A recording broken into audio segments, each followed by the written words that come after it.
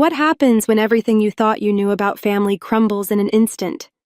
What if on your wedding day, your family chooses a vacation over your most important moment? That's exactly what happened to me, Skylar Wilson. And I didn't know if I should be angry, heartbroken, or just relieved that I'd finally seen the truth.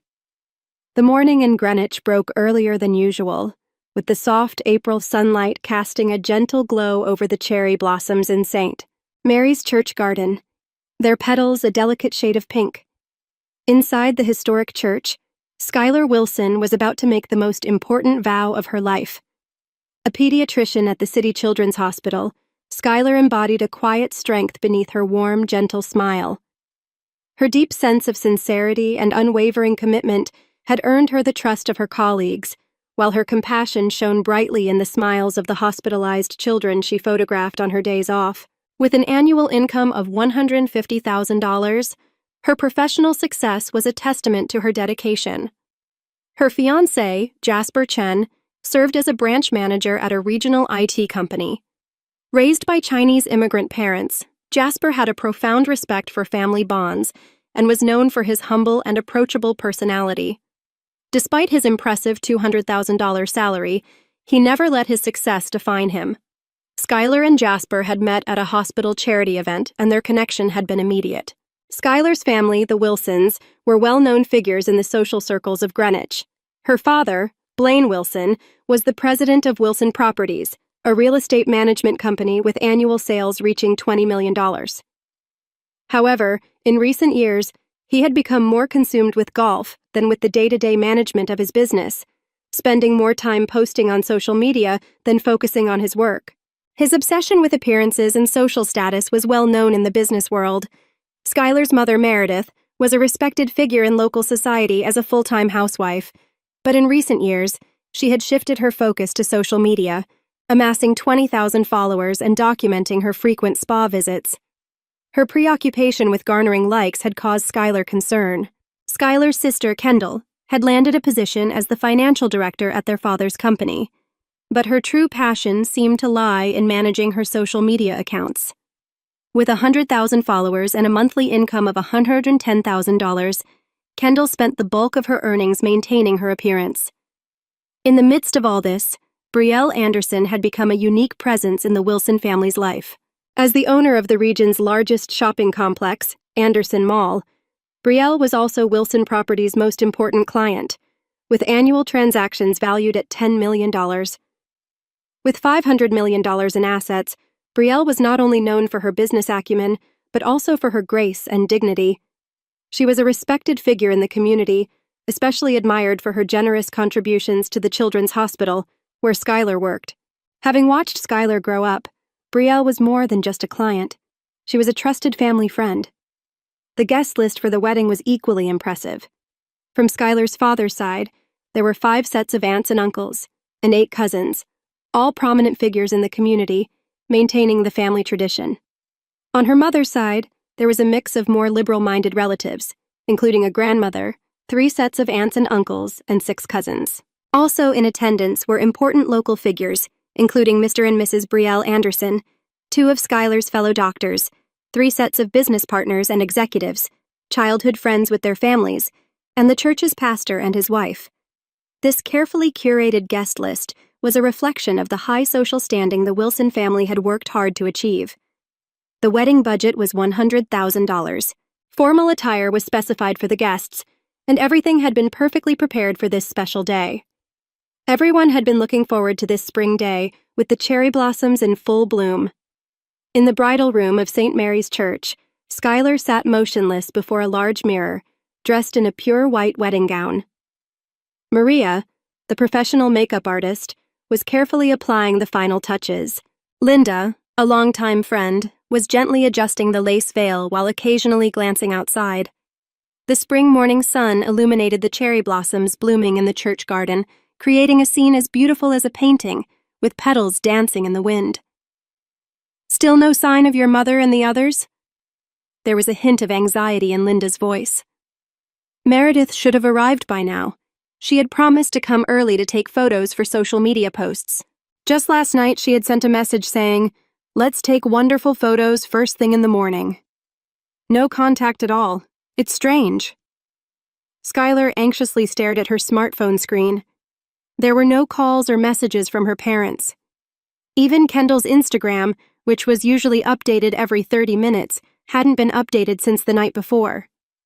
Her stories, typically updated every half hour, remained silent. Your complexion is getting a bit pale, Maria spoke with concern, though her hands didn't stop working on the makeup. Worry lines appeared between her brows. She could see the bride's skin gradually turning ashen. Sarah, the wedding planner, entered the room with her checklist in hand. I've completed the final confirmation with the pastor. Now, she began, then noticed the atmosphere in the room. Where's your family? No one could answer. The heavy silence that filled the room intensified the ominous feeling. Outside, the voices of arriving guests could be heard. Whispers of, I don't see any of the Wilsons, and how strange, carried on the wind to the bridal room. Skylar's smartphone rang. The screen displayed Mom. All eyes in the room turned to Skylar at once. The air in the room seemed to freeze. Mom, are you almost at the church? What came through the receiver was an unexpectedly cheerful voice. The sound of waves and lively music could be heard in the background. Oh, Skylar, I'm in Hawaii right now. For a moment, she couldn't comprehend the words. It felt like hearing a bad joke. What? Today is my wedding day. Oh, was that today? I thought a vacation would be more fun. Her sister's mocking laughter could be heard in the background. Mom, this beach chair is amazing! The sound of waves made that laughter even more cutting. Skylar's hands began to shake. The pure white dress trembled slightly. A single tear rolling down her cheek slowly smudged the makeup Maria had so carefully applied. You're joking, right? Her voice trembled, whether from anger or sadness. Even she couldn't tell anymore. Oh, I'm sorry. It's Sophie's spring break, so we thought a family vacation should take priority. More laughter from her sister. This angle is perfect for Instagram. I'll send you pictures later. It's such a lovely resort hotel. My followers will love it. The call ended. The smartphone slipped from Skylar's hand, making a dull thud on the carpet. That sound echoed loudly in her heart. Linda, Maria, Sarah, everyone stood frozen, watching this unbelievable situation unfold. Only time passed mercilessly in the soft morning light. Then there was a quiet knock at the door. 3 short knocks. It was as if fate itself had come calling. Excuse me, Skylar. Behind the open door stood Brielle Anderson, carrying herself with dignity. She held an iPad in her hands. There was a determination in her bearing that hadn't been seen before. Mrs. Anderson, why... Skylar's voice trembled slightly, not from fear, but from the anticipation of something significant about to begin. I saw it on social media, your family's posts. The iPad screen displayed photos of the Wilson family smiling on a Hawaiian beach. In those photos, they were laughing as if they felt no pain at all. 20 years of friendship. I've watched over you. Brielle's voice mixed quiet anger with deep affection. In her eyes was something that seemed like certainty born from years of experience. Today, let me take the place of your family. At Brielle's words, tears welled up in Skylar's eyes, but they weren't tears of sorrow, they were warm tears, the kind that come when touched by deep, unconditional love. Let's post right now. Brielle's voice was steady, carrying a quiet resolve, a signal that the counterattack was about to begin. Post, you mean? Skylar asked, uncertain. Yes, Brielle confirmed. On their precious social media. But first, let's take a beautiful photo. Brielle gently took Skylar's hand, the warmth of her touch comforting, as if making up for the lack of love Skylar had felt from her own family. Together, they walked to the center of the church, standing before the vibrant stained glass windows. Sunlight streamed through the glass, enveloping them in a spectrum of rainbow-colored light, as though heaven itself was blessing them in this moment. Let's create new bonds between us, Brielle said softly. The sound of church bells rang out, as if heralding the start of a new day. The bell's chimes echoed across Greenwich, symbolizing that today would be one to remember. Skylar nodded, wiping away her tears. In that moment, she was beginning to understand what true love and family really meant, something far beyond what she had ever known before. As guests began arriving at St. Mary's Church, the spring sunlight bathed the church spire, casting colorful patterns on the floor as it filtered through the stained glass windows. The first to arrive was her paternal grandfather, his dignified face lined with deep wrinkles and his neatly trimmed white beard a testament to years of wisdom. He stepped into the church with authority, adjusting his morning coat collar as he made his way forward. Brielle, ever the composed figure, quietly explained the situation to him. "What's happened?" Her grandfather's voice trembled, whether from anger or sorrow, it was hard to tell. His expression reflected the complex emotions swirling inside him. As someone who had long been the protector of the Wilson family's reputation, this situation was nothing short of appalling. "This cannot be forgiven." His words, heavy with the weight of his 80 years, resonated throughout the church. His hand gripped his cane tightly, the sound of it striking the wooden floor echoing with every step. Next came Skylar's maternal aunt, her face pale and stricken with disbelief. At a loss for words, she took Skylar's hand in silence, her tears speaking volumes about the deep familial bond that connected them. How could they do something so terrible? Her voice trembled with sadness at the betrayal of the family's trust. One by one, relatives arrived, each struck speechless at the news, their shock turning quickly to anger. Skylar's colleagues from the hospital, typically composed even in the face of crisis, were visibly furious. These professionals, who usually remained unflappable in the most intense situations, now could not stay silent about this betrayal. Business partners who had been in high-level meetings with Skylar's family wore expressions of stern disapproval, a clear signal that they understood the gravity of what had happened. Longtime friends from Skylar's childhood embraced her in silence. No words necessary, just the warmth of their presence told the full story. The ties forged over years of shared memories now felt even stronger, reinforcing the love and loyalty that had always existed. In the church garden, the cherry blossoms had reached their peak, their petals scattering gently in the breeze. The sight was so beautiful that it almost seemed surreal, as if today's events couldn't possibly be real. But they were. The beauty of the moment contrasted sharply with the storm of emotions swirling within the walls of St. Mary's, signaling the beginning of a new chapter for Skylar and her family, a chapter filled with strength, resilience, and newfound bonds. The wedding ceremony time was approaching. The air in the old church gradually took on a solemn atmosphere. The pastor approached quietly and offered special words of blessing. His presence carried the weight of having performed many weddings in this church for over 40 years. "Your wedding today will be pleasing in God's eyes because it is surrounded by the true love of all people here. Sometimes God gives us trials, but beyond those trials, deeper love awaits." Skylar and Jasper stood in the center of the chapel. Light streaming through the stained glass windows gently enveloped them. That light seemed like a blessing from heaven. All the guests watched with strong will. Their gazes were filled with love and determination. The pastor's voice echoed through the church. His voice shook the old church beams and reached deep into the hearts of all attendees. Jasper held Skylar's hand strongly, yet gently. The feelings conveyed through that hand were more eloquent than words. "Skylar." His voice carried deep affection.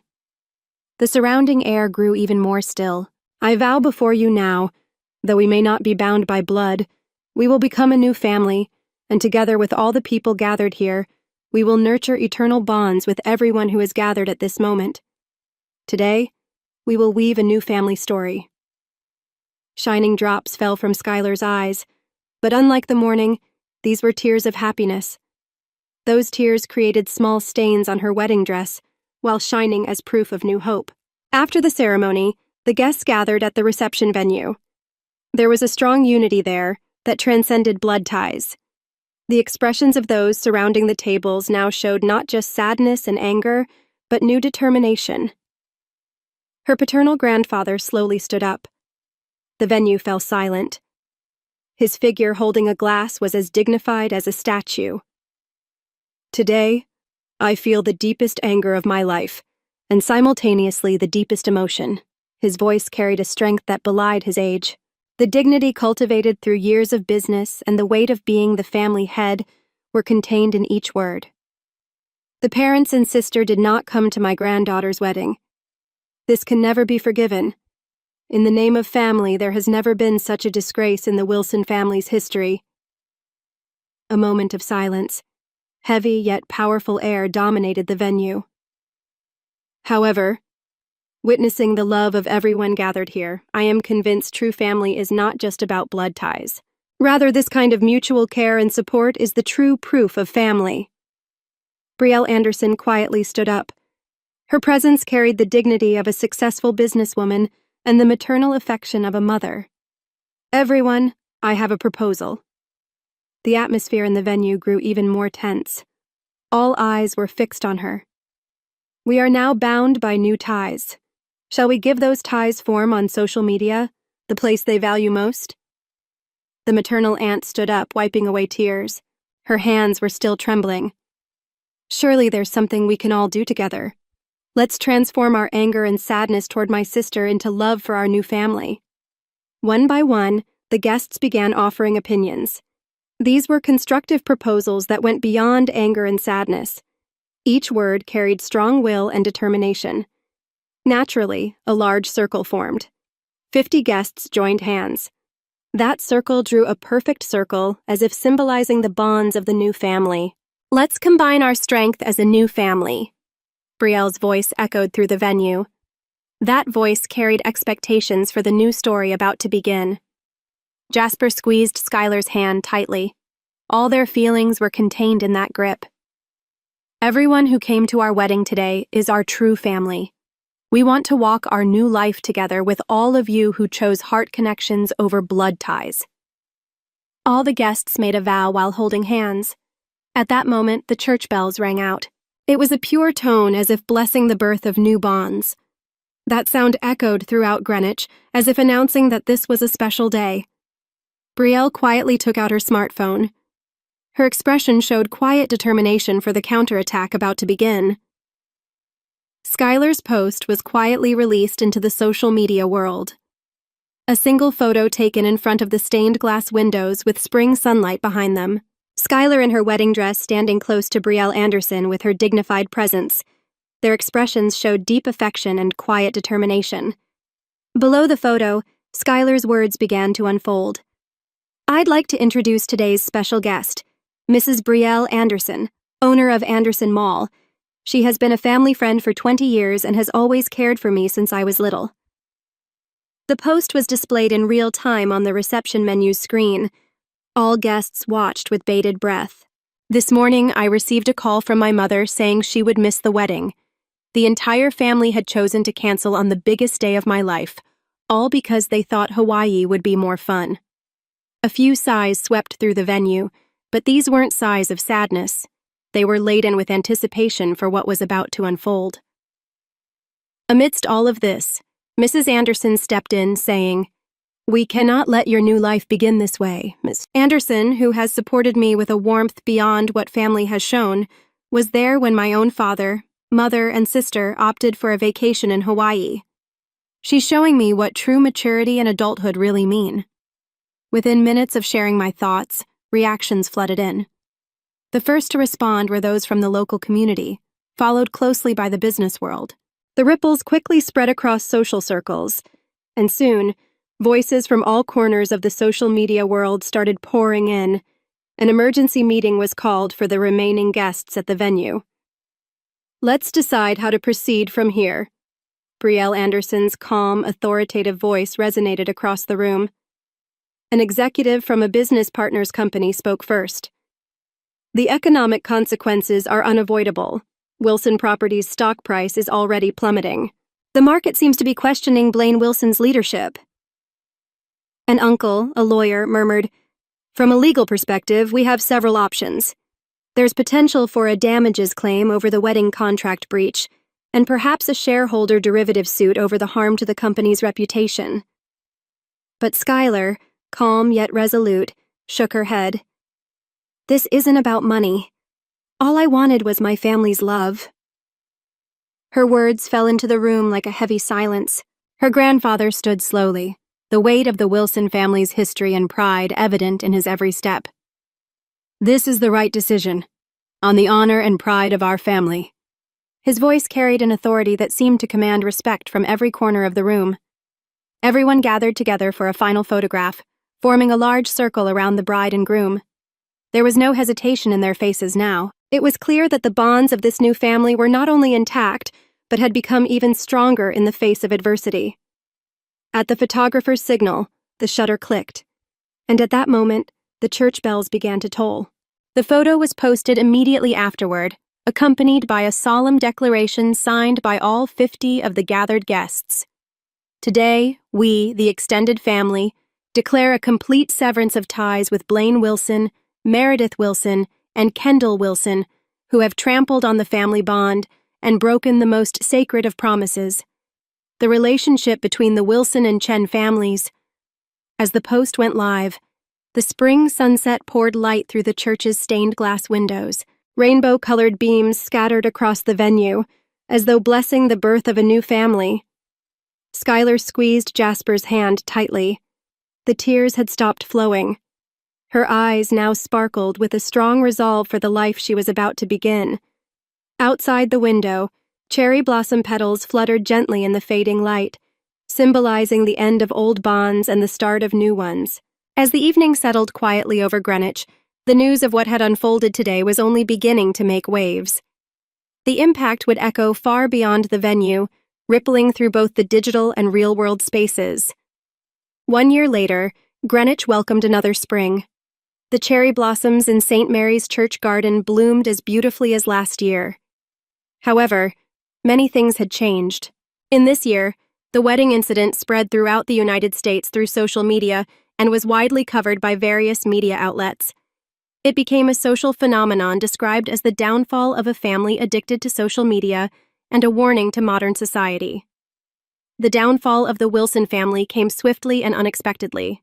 Blaine Wilson's reputation took a devastating hit when he immediately lost his lucrative contract with Anderson Mall, resulting in a $10 million loss in annual transactions. One by one, other major business partners followed suit, terminating their contracts with Wilson Properties.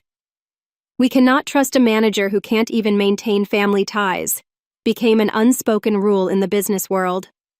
6 months later, the stock price of Wilson Properties plummeted to its lowest point since its founding. Under intense pressure from shareholders, Blaine was forced to step down as president, relegated to running a small, unremarkable real estate brokerage. Meredith Wilson's fall from grace was even more dramatic. Her Instagram post about the wedding day, which she had so proudly shared, sparked an immediate and overwhelming backlash. Within 24 hours, her account was frozen, and she was quickly ostracized from her social circles. Relationships she had spent years cultivating crumbled in an instant. Unable to afford her frequent spa treatments, she now spent her days sighing deeply, staring at her reflection in the mirror. Diagnosed with depression, she became reclusive, her life reduced to confinement within the walls of her home. Kendall, Meredith's daughter, faced an equally harsh reality. As an influencer who had once commanded attention, her reputation plummeted after being labeled as the influencer who betrayed her family. Her follower count dropped to just a few hundred within a week, and all of her sponsorship deals were swiftly terminated.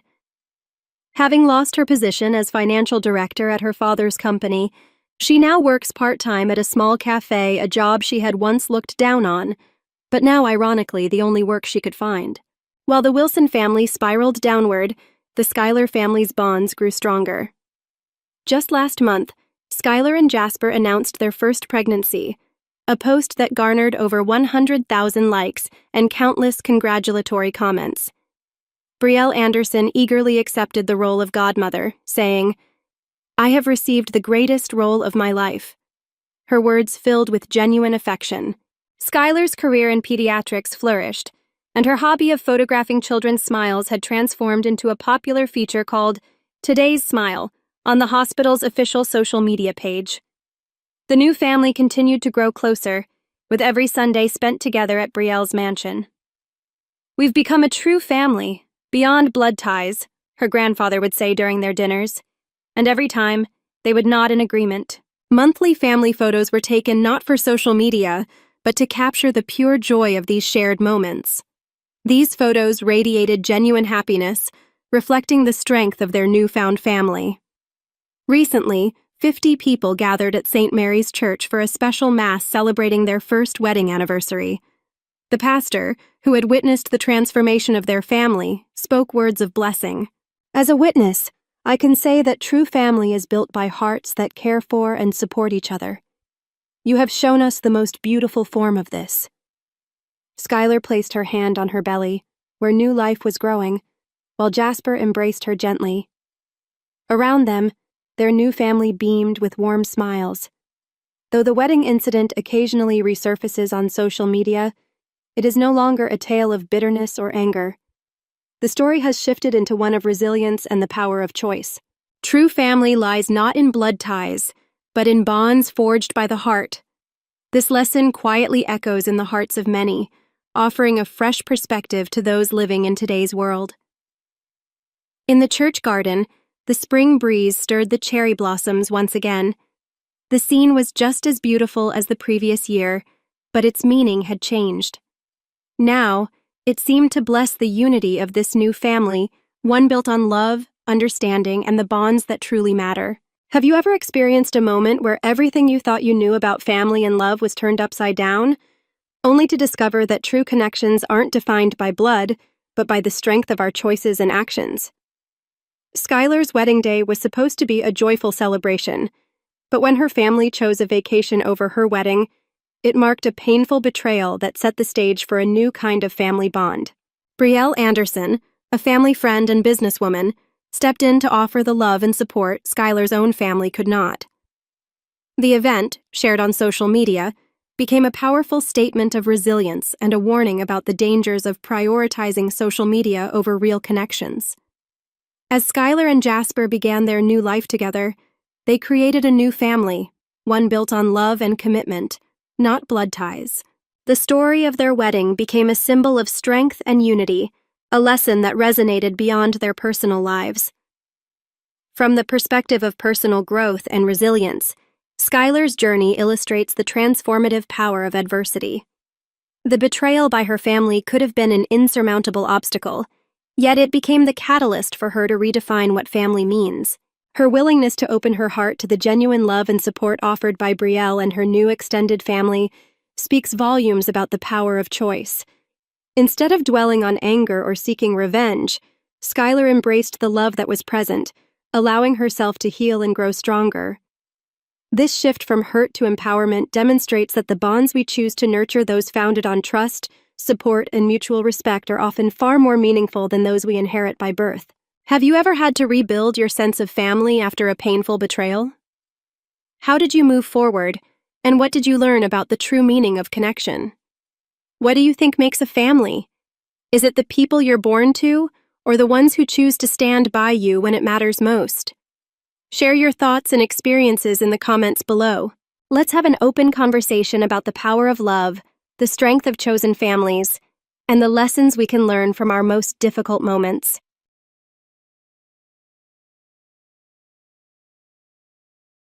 I stared at my reflection in the bathroom mirror, mascara streaking down my cheeks. The sounds of laughter and chatter from my own baby shower filtered through the closed door, a cruel reminder that my special day had been hijacked. Again. My name is Samantha, and I should have known better than to let my sister anywhere near the planning of my baby shower. But my mother insisted, saying, "Addison has such wonderful taste, darling, and you know how she loves to help." Help?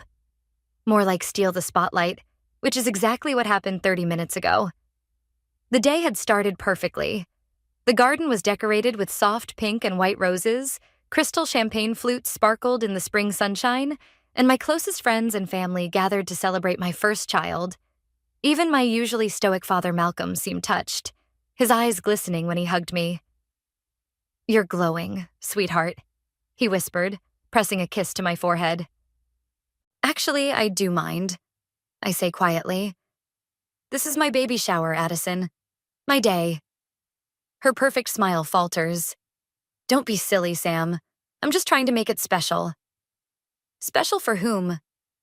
Before she can answer, I hear Liam calling from the garden. Sam, your mother wants to start the games. I look at my sister, at her flawless makeup and designer dress, at the ring that cost more than my car, and something hardens in my chest. This ends now. Coming, I call back. But as I brush past Addison, I make a silent vow to myself. No more playing nice. No more being the understanding little sister. It's time to show them all who I really am. 3 weeks after my ruined baby shower, I found myself sitting in a financial planning class at the local community center. Catherine had convinced me to join her, saying it would be therapeutic. I wasn't sure how spreadsheets could heal my wounded pride, but I was desperate enough to try anything. The key to independence, our instructor Sarah explained, is understanding where your money goes and how to make it work for you. I glanced around the room, surprised to see it filled with women of all ages. Some were taking furious notes, others nodding along knowingly.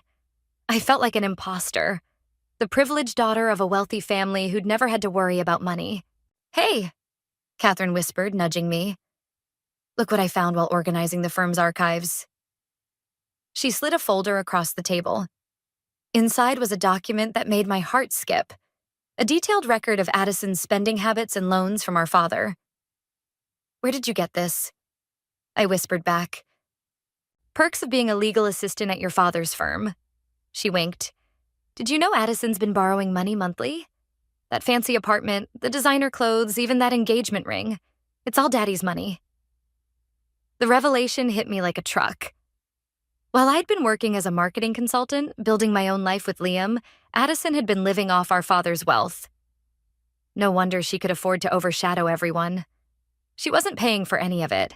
After class, Catherine and I grabbed coffee at the cafe next door. I can't believe she's that dependent, I said, stirring my decaf latte. She always acts so successful. It's all smoke and mirrors, Catherine replied. But here's what I don't get. Why does your dad enable it? My phone buzzed. Speaking of the devil. Samantha, darling. Addison's voice chirped through the speaker. I need a teensy favor. Can you spot me $5,000 just until next month? The wedding planner needs a deposit. I nearly choked on my coffee. $5,000? I know, but Daddy's maxed out this month's allowance, and Orlando's trust fund payment doesn't come through until next quarter. Please? You're my sister. I caught Catherine's eye across the table. She raised an eyebrow.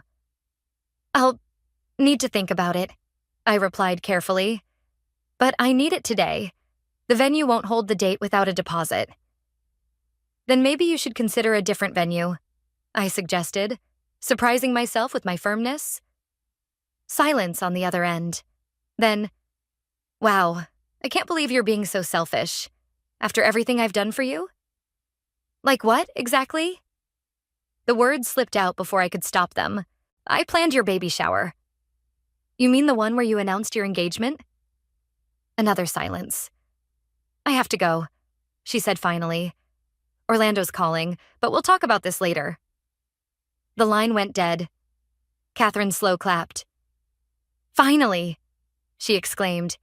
You stood up to her. But my mind was already racing ahead. I need your help, I said, pulling out my laptop. Show me everything you know about financial planning. Everything went smoothly until the gift opening ceremony. I had just unwrapped a beautiful handmade blanket from my best friend Catherine when Addison cleared her throat and clinked her glass. Everyone, I have an announcement, she trilled, her voice carrying across the garden. My stomach dropped. I knew that tone. Orlando and I are engaged. For the next 2 hours, Catherine walked me through basics of investment, budgeting, and digital literacy. By the time we finished, I had enrolled in 3 online courses: Advanced Excel, Digital Marketing, and Personal Finance Management. What exactly are you planning? Catherine asked as we packed up. I'm not sure yet, I admitted, but I know I need to be smarter, stronger, more independent. No more letting Addison walk all over me. My phone buzzed again. This time it was Liam. Hey, where are you? Your mom's been calling. Something about Addison needing emergency sister time? I rolled my eyes. I'm busy. Tell her I'm at a prenatal class. Sam. Liam's voice softened. I know the baby shower thing upset you, but she's still your sister. And I'm still your wife, I shot back. But that didn't stop you from celebrating while I cried in the bathroom. That's not fair. No, what's not fair is everyone always taking her side. I'm done with that. I hung up, hands shaking. Catherine gave me a concerned look. You okay? I nodded, placing my hand on my growing belly. For the first time in a long time, I think I will be. As we left the cafe, I spotted a familiar document poking out of the folder. A loan agreement between my father and Addison, with terms that made my eyebrows shoot up. This wasn't just pocket money. This was serious debt. Catherine, I said slowly, I think I just figured out how to teach my sister a lesson about independence. She grinned. I was hoping you'd say that. Want to know what else I found in those archives? I smiled back, feeling a surge of confidence I hadn't experienced in years. It was time for Addison to learn what it means to stand on her own 2 feet, whether she wanted to or not. You want me to what? Catherine stared at me across her dining room table, surrounded by spreadsheets and financial documents. Help me create a presentation showing exactly how much money Addison owes, I repeated, highlighting another figure on the loan statement. Dad needs to see the full picture. And you really think he'll cut her off? Not immediately, but once he sees how she's bleeding him dry. I patted my 7-month baby bump. Let's just say I'm not the only one who needs to grow up. My phone buzzed for the 10th time that morning. Another missed call from Addison. I'd been dodging her for 2 weeks since refusing the loan, and it was clearly driving her crazy. Speaking of your sister, Catherine said, did you see her latest Instagram post? I pulled up the app. There was Addison, posed in front of a luxury car dealership, caption reading, testing out wedding getaway cars with my love. Thou blessed tirum future Mrs. Stevenson. She's still pretending everything's fine, I muttered. But look at the date on this latest loan request. Catherine leaned over.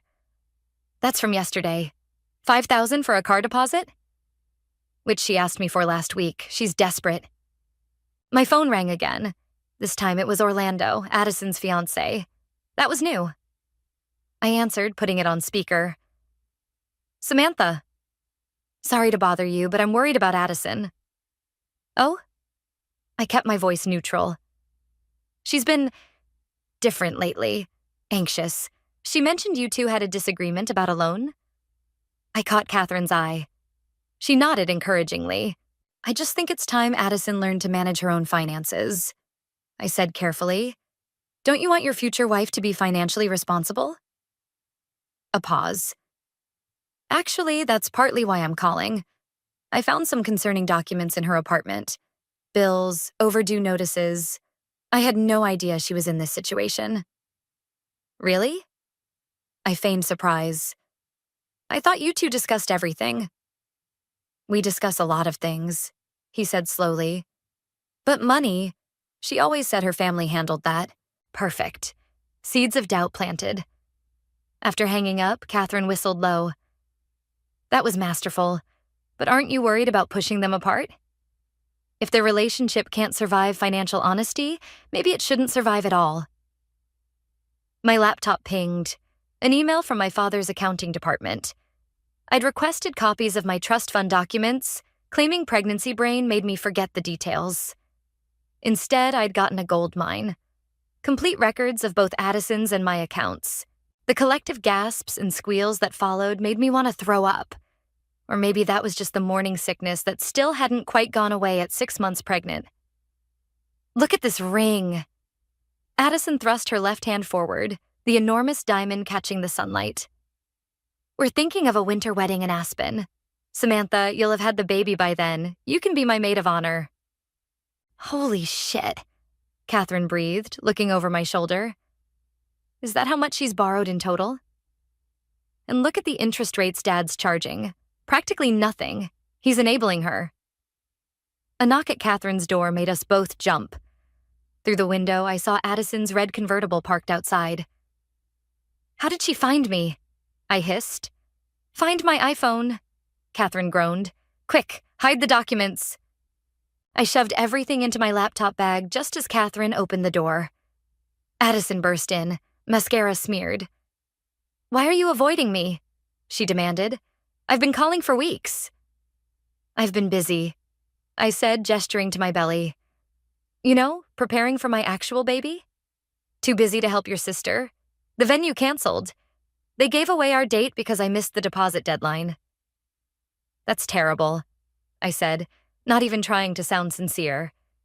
"Maybe try somewhere more affordable?" Addison's face crumpled. "Orlando suggested the same thing. He's been asking all these questions about money lately. Did you say something to him?" "Me. I barely know him. But since you're here..." I pulled out a single document from my bag. "I did some research on financial planning. Did you know most couples fail because of money issues?" She snatched the paper, a basic budget template I'd prepared. "What's this supposed to be?" "A wake-up call. You can't keep living off Dad forever. I don't live off..." She stopped, face paling. "How do you know about that?" "Does it matter? The point is you need help." "From you?" She laughed bitterly. "Little sister wants to teach me about money?" "Actually, yes." I stood up, meeting her eye to eye. "I'm offering to help you become independent, really independent, but it has to be on my terms." Addison's lower lip trembled. For a moment, I saw past the perfect makeup and designer clothes to the scared little girl beneath. "Orlando wants a prenup," she whispered. "I don't know what to do." I shared a look with Catherine. This was it, my chance to either destroy my sister or save her. "Sit down," I said, pulling out the budget template again. "Let's talk about your future. Your real future, not the fantasy you've been living in."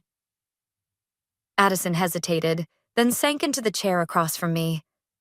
As I opened my laptop, I felt a shift in the air. The balance of power had finally changed. Family dinners at my parents' house had always been tense, but tonight was different. I sat at the massive oak table, 8 months pregnant and armed with knowledge that could tear everything apart. "More wine, Orlando?" my mother offered, ever the perfect hostess. "No, thank you," he replied, glancing at Addison. "We're trying to cut back on expenses." Dad lowered his fork. "Expenses? With the wedding coming up?" "Actually," Addison cleared her throat, "we're thinking of postponing. Maybe something smaller." "Smaller?" Mom looked horrified. "But we've already told everyone about Aspen." I took a sip of water, hiding my smile. 2 weeks of financial counseling with Addison had already started showing results. "Speaking of money," Dad turned to me, "how's that new investment portfolio I set up for the baby?" Before I could answer, Liam jumped in. "It's amazing, Malcolm. The returns are incredible. That's because Dad knows how to manage money," Addison said quickly. "Unlike some people who think budgeting spreadsheets solve everything." I met her gaze across the table. "Spreadsheets don't solve problems. They just make them visible." Orlando shifted uncomfortably. "Actually, I've been looking at those spreadsheets Samantha made. They're quite enlightening." "Enlightening?" Dad's bushy eyebrows shot up. "What spreadsheets?" "Just some basic budgeting tools," I said innocently. "Addison asked for help with wedding planning." Mom brightened. "Oh, that's wonderful, you girls working together." "Together isn't exactly how I'd put it," Addison muttered. "What does that mean?" Liam asked. "It means," Addison's voice rose, "that my little sister suddenly thinks she's a financial guru trying to control my life." "Control?" I laughed. "That's rich coming from you. How's that venue deposit coming along?"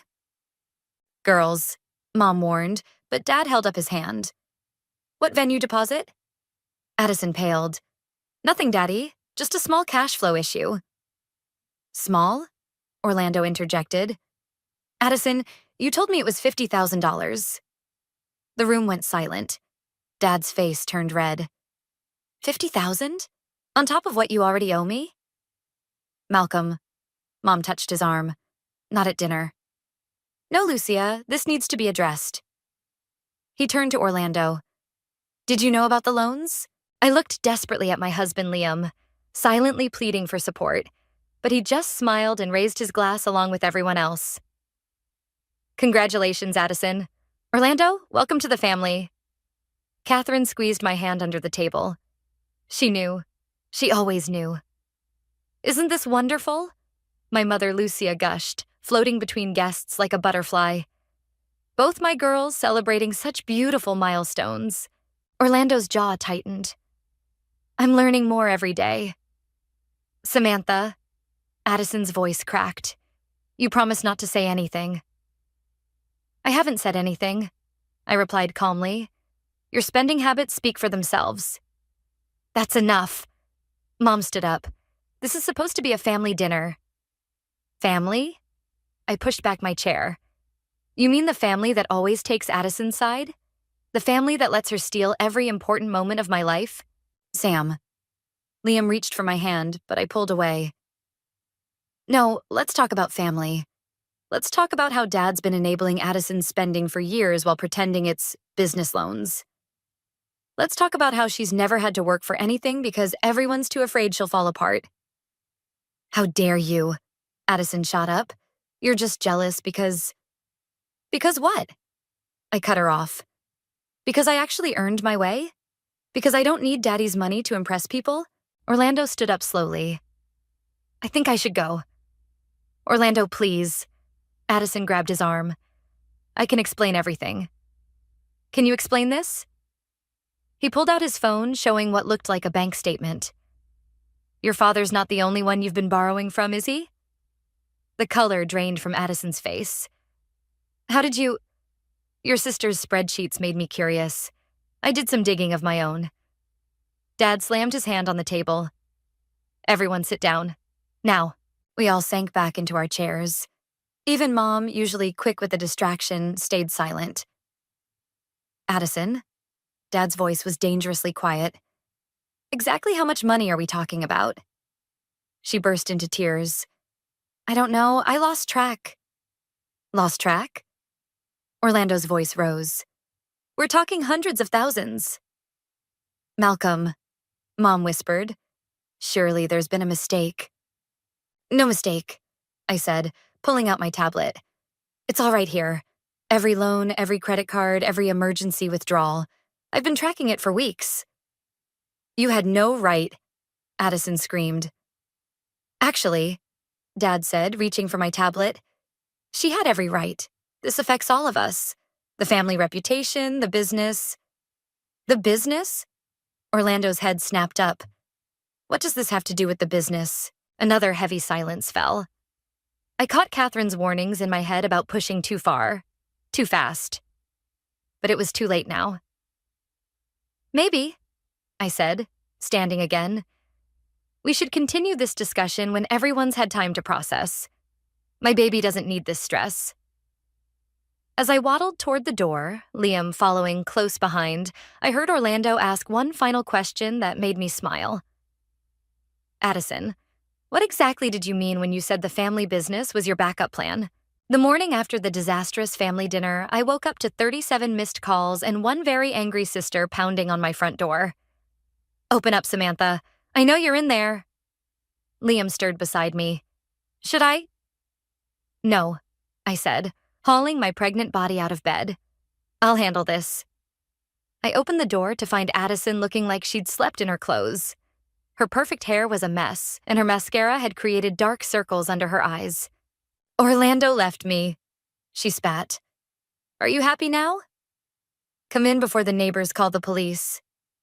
She stormed into my living room, whirling to face me. Dad froze all my accounts. My credit cards are canceled. Even my emergency fund is gone. Sounds like consequences finally caught up with you. This is all your fault. You and your stupid spreadsheets. My spreadsheets didn't create your debt, Addison. You did that all by yourself. She collapsed onto my couch, mascara-stained tears rolling down her cheeks. What am I supposed to do now? I can't even pay my rent. Get a job, I suggested, lowering myself carefully into an armchair. Like normal people do? A job? She looked at me like I'd suggested she live in a dumpster. I have a career. Being Dad's social media consultant isn't a real job. We both know that's just his way of keeping you on the payroll. My phone buzzed. A text from Orlando. Can we meet? Need to talk about what you found. Who's that? Addison demanded. None of your business. Just like my financial records weren't your business when you tried to hack into them last month. She had the grace to look embarrassed. How did you know about that? Because I'm not an idiot. I saw the login attempts from your IP address. I just wanted to know how you were tracking everything. How you knew about the loans.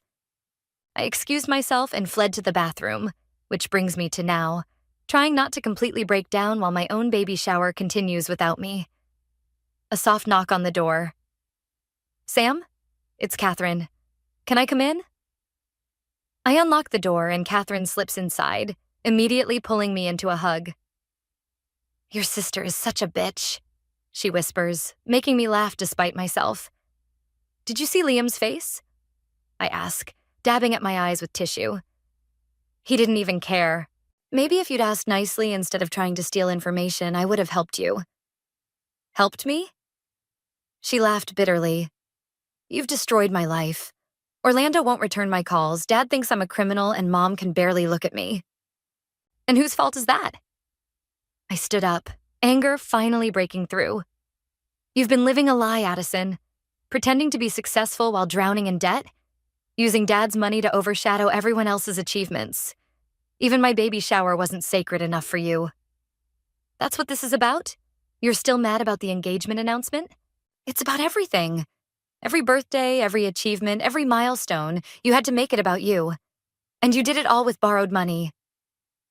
A key turned in the lock. Liam coming back from his morning run. He froze in the doorway, assessing the scene. Should I come back later? No, I said firmly. This is your house, too. Addison was just leaving. Leaving to go where? She cried. I have nothing left. You have choices, I replied. Get a real job. Sell your designer clothes. Move to a cheaper apartment. Or keep playing victim while everyone else moves on with their lives. My phone buzzed again. Orlando confirming a meeting time at a local cafe. Why is Orlando texting you? Addison grabbed for my phone, but I pulled it away. Because unlike you, I actually understand business ethics. Business ethics? Her eyes widened. What did you tell him about the company? Nothing he couldn't find out himself once he started looking. Did you really think he wouldn't discover the truth about your investment portfolio? Liam stepped between us. Maybe we should all take a breath. Stay out of this, Addison snapped. This is between me and my sister. No, I said quietly. This is between you and reality. And reality's winning. She stood up, smoothing her wrinkled dress. You think you're so clever, don't you? Little Miss Perfect with her spreadsheets and her happy marriage and her baby on the way. But you forget, I know things about you too. The difference is I have nothing to hide. Her lips curved into a mean smile. We'll see about that. You're not the only one who can play detective. As she stormed out, slamming the door behind her, Liam turned to me. What did she mean by that? I rubbed my belly, feeling the baby kick. Nothing. She's desperate and lashing out. But as I watched her car speed away through the window, I couldn't shake the feeling that this wasn't over. Addison had always been dangerous when cornered, and I'd just backed her into the tightest corner of her life. My phone buzzed one more time. A text from Catherine. Just heard from the office. Your sister's been asking about your old case files. Watch your back. She did what? I nearly spilled my herbal tea across the cafe table where Orlando and I were meeting. Tried to sell her engagement ring, Orlando said, running a hand through his hair. The jeweler called me because something seemed off. Turns out she'd already taken out a loan against it months ago. Before or after the baby shower announcement? Before. He looked tired, older somehow. The whole engagement was built on lies. Catherine, who'd insisted on joining us, leaned forward. That's not all. She came to the firm yesterday, demanding access to old files. What files? Orlando asked. Anything related to Samantha or the family business, Catherine replied. When we refused, she threatened to go to the press about corporate irregularities. My hand instinctively went to my belly. At 8.5 months, stress was the last thing I needed. She's bluffing, I said, but my voice wavered. Is she? Orlando pulled out his phone. Look at her latest Instagram post. The photo showed Addison, perfectly styled despite everything, standing in front of Dad's office building. The caption read, "Time to expose some family secrets. Truth will prevail. Justice. No more lies." She's lost it, Catherine whispered. My phone rang, Mom's name flashing on the screen. Hello? Samantha, please come to the house. Your sister. She's making demands. Men can be oblivious, Catherine says, helping me fix my makeup. But this isn't about Liam right now. This is about Addison stealing your thunder. Again. Like my college graduation, I say bitterly, when she announced her promotion during my valedictorian speech. And your wedding, Catherine adds, when she brought that Spanish prince as her +1 and spent the whole reception doing the flamenco. I could hear shouting in the background. Addison's voice, Dad's deeper tones. What kind of demands? She wants control of her trust fund. Says if we don't give it to her, she'll go public with something about your old marketing clients. My blood ran cold. She wouldn't dare. I'll be there in 20 minutes. Orlando stood up. I'm coming with you. Me too, Catherine added. The drive to my parents' house was tense.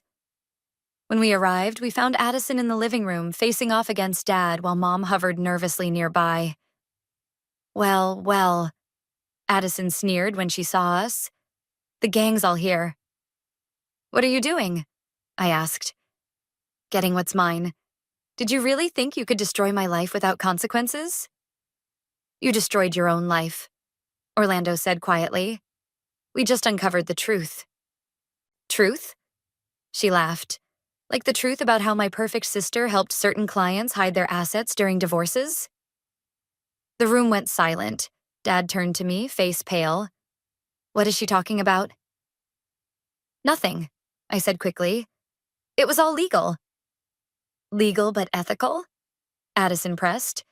I wonder what the ethics board would think about those creative accounting methods you suggested. That was 5 years ago, I protested, and I reported everything to compliance. After the fact, she shot back. I have copies of the original documents. Amazing what you can find when you start digging. Orlando stepped forward. Are you really going to destroy your family's reputation out of spite? Spite? Addison's voice cracked. You all ruined everything. My wedding, my relationship, my life. No one ruined anything, Dad said firmly. You made choices. Bad ones. And now you're making worse ones, Catherine added. Addison pulled out a USB drive. $1 million. That's my price for these files. You're blackmailing us? Mom gasped. I'm negotiating. Addison's hand shook. 1 million and I disappear. Start fresh somewhere else. I walked over to her slowly, my pregnant belly making me waddle slightly. You want to start fresh? Here's my counteroffer. I'll help you find a job. A real one. I'll teach you actual financial management. I'll even help you rebuild your relationship with Mom and Dad. Why would you do that? Because despite everything, you're my sister. And this baby deserves to know their aunt, the real you, not this desperate person you've become. Tears welled in her eyes. It's too late. It's not, Orlando said. But you need help, Addison. Professional help. Dad cleared his throat. I know a good therapist, and I'll pay for it. But that's the last money you'll get from me until you prove you can be responsible. Addison looked around the room, at all the faces watching her. The USB drive trembled in her hand. I don't know how to be different, she whispered. Then let us help you learn, I said, reaching for her hand. But no more threats, no more lies, no more manipulation. She stared at the USB drive for a long moment, then placed it in my palm. I'm sorry, I'm so sorry. As she collapsed into tears, Mom rushed forward to hold her. Dad pulled out his phone, presumably to call the therapist. Orlando and Catherine exchanged relieved looks. I sat down heavily, exhausted but relieved. The baby kicked, as if sensing the tension breaking. Samantha? Addison looked up from Mom's embrace. Did you mean it? About helping me? Yes, I said, but this time we do it my way. Another knock. Samantha? It's Addison. Are you okay in there? Everyone's waiting to finish opening presents. I catch Catherine rolling her eyes in the mirror. Just a minute, I call out, trying to keep my voice steady. Morning sickness. Oh, poor thing. Addison coos through the door. I can't wait until it's my turn. Orlando and I want at least 3 children. We're thinking of starting right after the wedding. I grip the sink so hard my knuckles turn white. Catherine places a steadying hand on my shoulder. You should go back out there, she whispers. Show them you're stronger than this. I shake my head. I can't. I can't sit there and watch everyone fawn over her ring while my baby shower becomes her engagement party. Then don't. Catherine's eyes meet mine in the mirror. Go out there and take back your day. This is about you and your baby, not her. I take a deep breath, straighten my dress, and open the door. Addison stands there, twisting her new ring around her finger. Finally, she exclaims. I was getting worried. Oh, and I hope you don't mind, but I invited Orlando's parents to join us. They're on their way. Something snaps inside me. Years of being overshadowed, of playing second fiddle, of smiling through gritted teeth. It all comes rushing to the surface. Push. Just one more big push. The doctor's voice seemed to come from far away as I gripped Liam's hand with crushing force. Moments later, a sharp cry filled the delivery room. It's a girl. Through my exhausted haze, I saw Liam's eyes fill with tears as they placed our daughter on my chest. She's perfect, he whispered. Hours later, after we'd settled into the recovery room, there was a soft knock at the door. Addison poked her head in, looking uncharacteristically nervous. Is it okay if I come in? Of course, I said, surprised she'd asked permission at all. 2 months of therapy had already created subtle changes in my sister. She approached the bed carefully, carrying a small gift bag. I got her something. Nothing expensive, she added quickly. I made it myself. Inside was a hand-knitted baby blanket, slightly uneven but clearly made with care. You learned to knit? My therapist suggested finding hobbies that don't involve spending money. She smiled sheepishly. Turns out I'm not terrible at it. It's beautiful, I said sincerely. Want to hold your niece? As I placed the baby in her arms, Addison's face softened. She looks just like you. Poor kid, I joked, and we both laughed. A genuine moment of sisterly connection that would have seemed impossible months ago. I got the job, she said suddenly. The entry-level position at the marketing firm you recommended. That's wonderful. The salary's tiny compared to what I'm used to, but... She shrugged. It's honest work. How's the apartment hunting going? Found a studio within my new budget. It's small, but it's yours, I finished. Really yours. The baby stirred, and Addison handed her back just as Orlando appeared in the doorway. Sorry I'm late, he said. Traffic was terrible. He gave Addison a polite nod, their first interaction since the breakup. I should go, Addison said quickly. My financial literacy class starts in an hour. As she gathered her things, Orlando cleared his throat. I heard about the job. Congratulations. Thanks, she replied softly. And I'm sorry. For everything.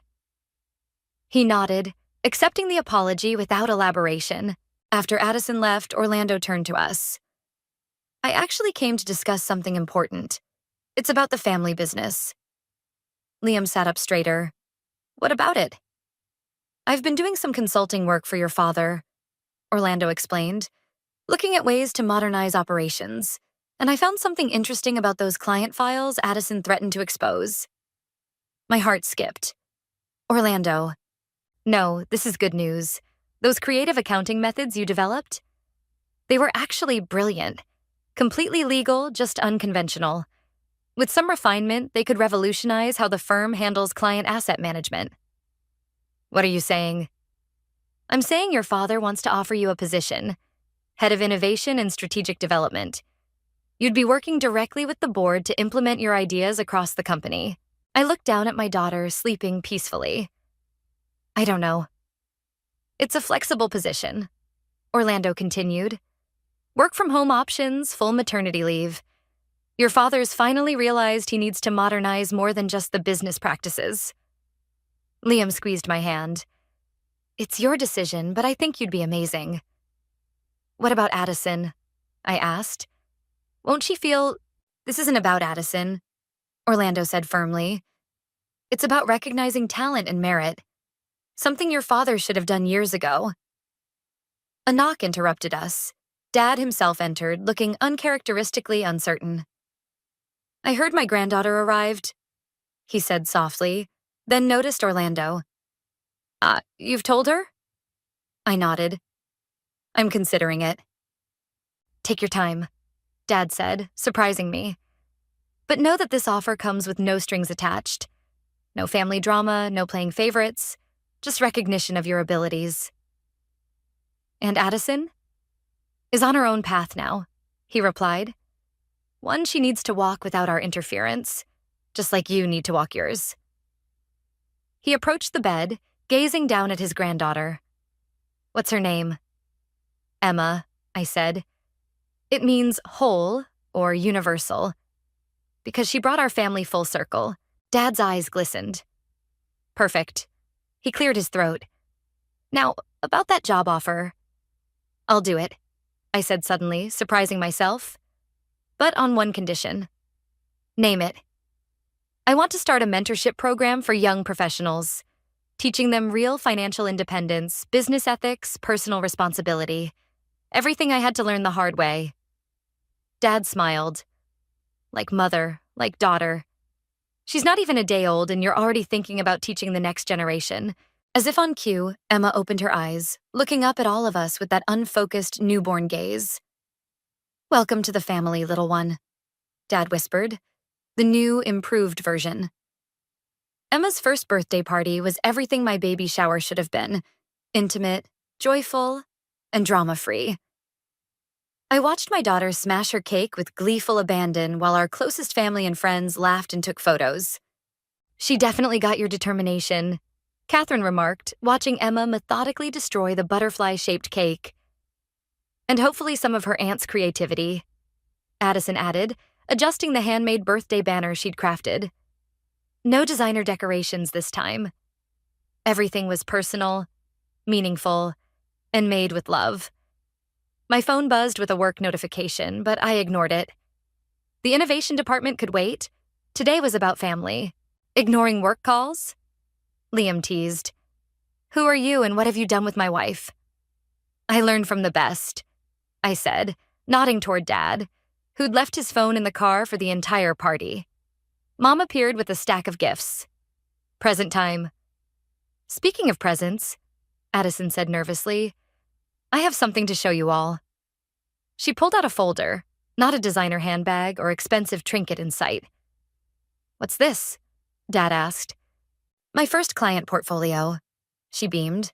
I landed them completely on my own. No family connections, no borrowed money, just hard work and actual skill. Orlando, who'd remained friends with the family despite everything, raised his glass. Congratulations, that's genuinely impressive. It is, I agreed, meaning it. The sister who once needed validation through expensive shows of grandeur now glowed with authentic pride. And, she continued, I made my first student loan payment yesterday. Only 29 more to go. Mom wiped away tears. Both my girls, successful in their own right.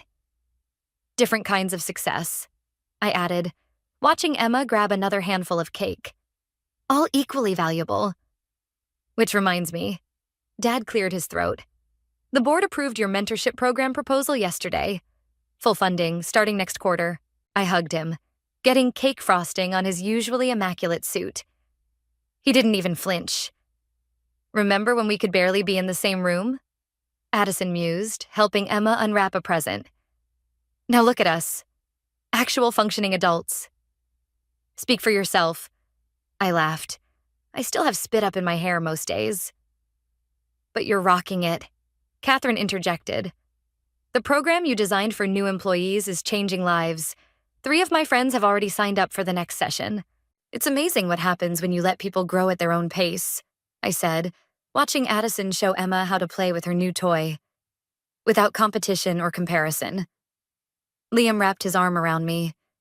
"You did that. You turned revenge into redemption." "We all did it," I corrected. "Even you, Mr. Don't Make a Scene, finally learned to stand up for what's right." "I learned from my wife." He grinned. "And I'll never doubt your instincts again." Emma toddled over to Addison, arms raised. Without hesitation, my sister scooped her up, not caring that the cake-covered baby was ruining her work clothes. "Remember when I thought designer labels were a personality trait?" She chuckled. "Remember when I thought proving you wrong was more important than helping you grow?" I countered. Orlando raised an eyebrow. "Remember when you two nearly destroyed each other over a baby shower?" "Never again," Addison said firmly, bouncing Emma on her hip. "I'm done living in shadows, yours or anyone else's. My new apartment might be tiny, but every inch of it is earned." "And the view?" Dad asked. "Perfect for watching sunsets while I knit baby clothes for my favorite niece." Mom started gathering plates, ever the hostess. "Should we do the birthday song?" "Wait," I said. "First, I want to thank everyone. Not just for today, but for everything. For letting us make mistakes, learn from them, and grow beyond them. For believing in second chances and real change." "And third chances," Addison added with a wry smile. "And fourth?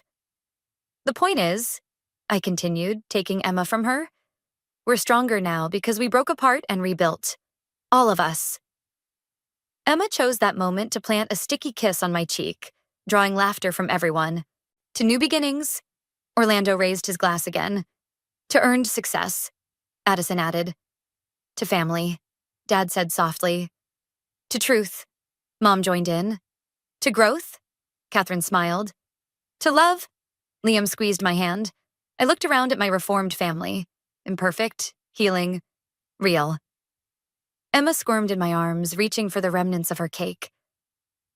"To having your cake and eating it too," I concluded, letting my daughter dive back into the dessert. "But only after you've earned it." As everyone laughed and the birthday song finally began, I caught Addison's eye across the room. She mouthed a silent, "Thank you," and I nodded, knowing we'd both finally found our place. Not in competition, but in harmony.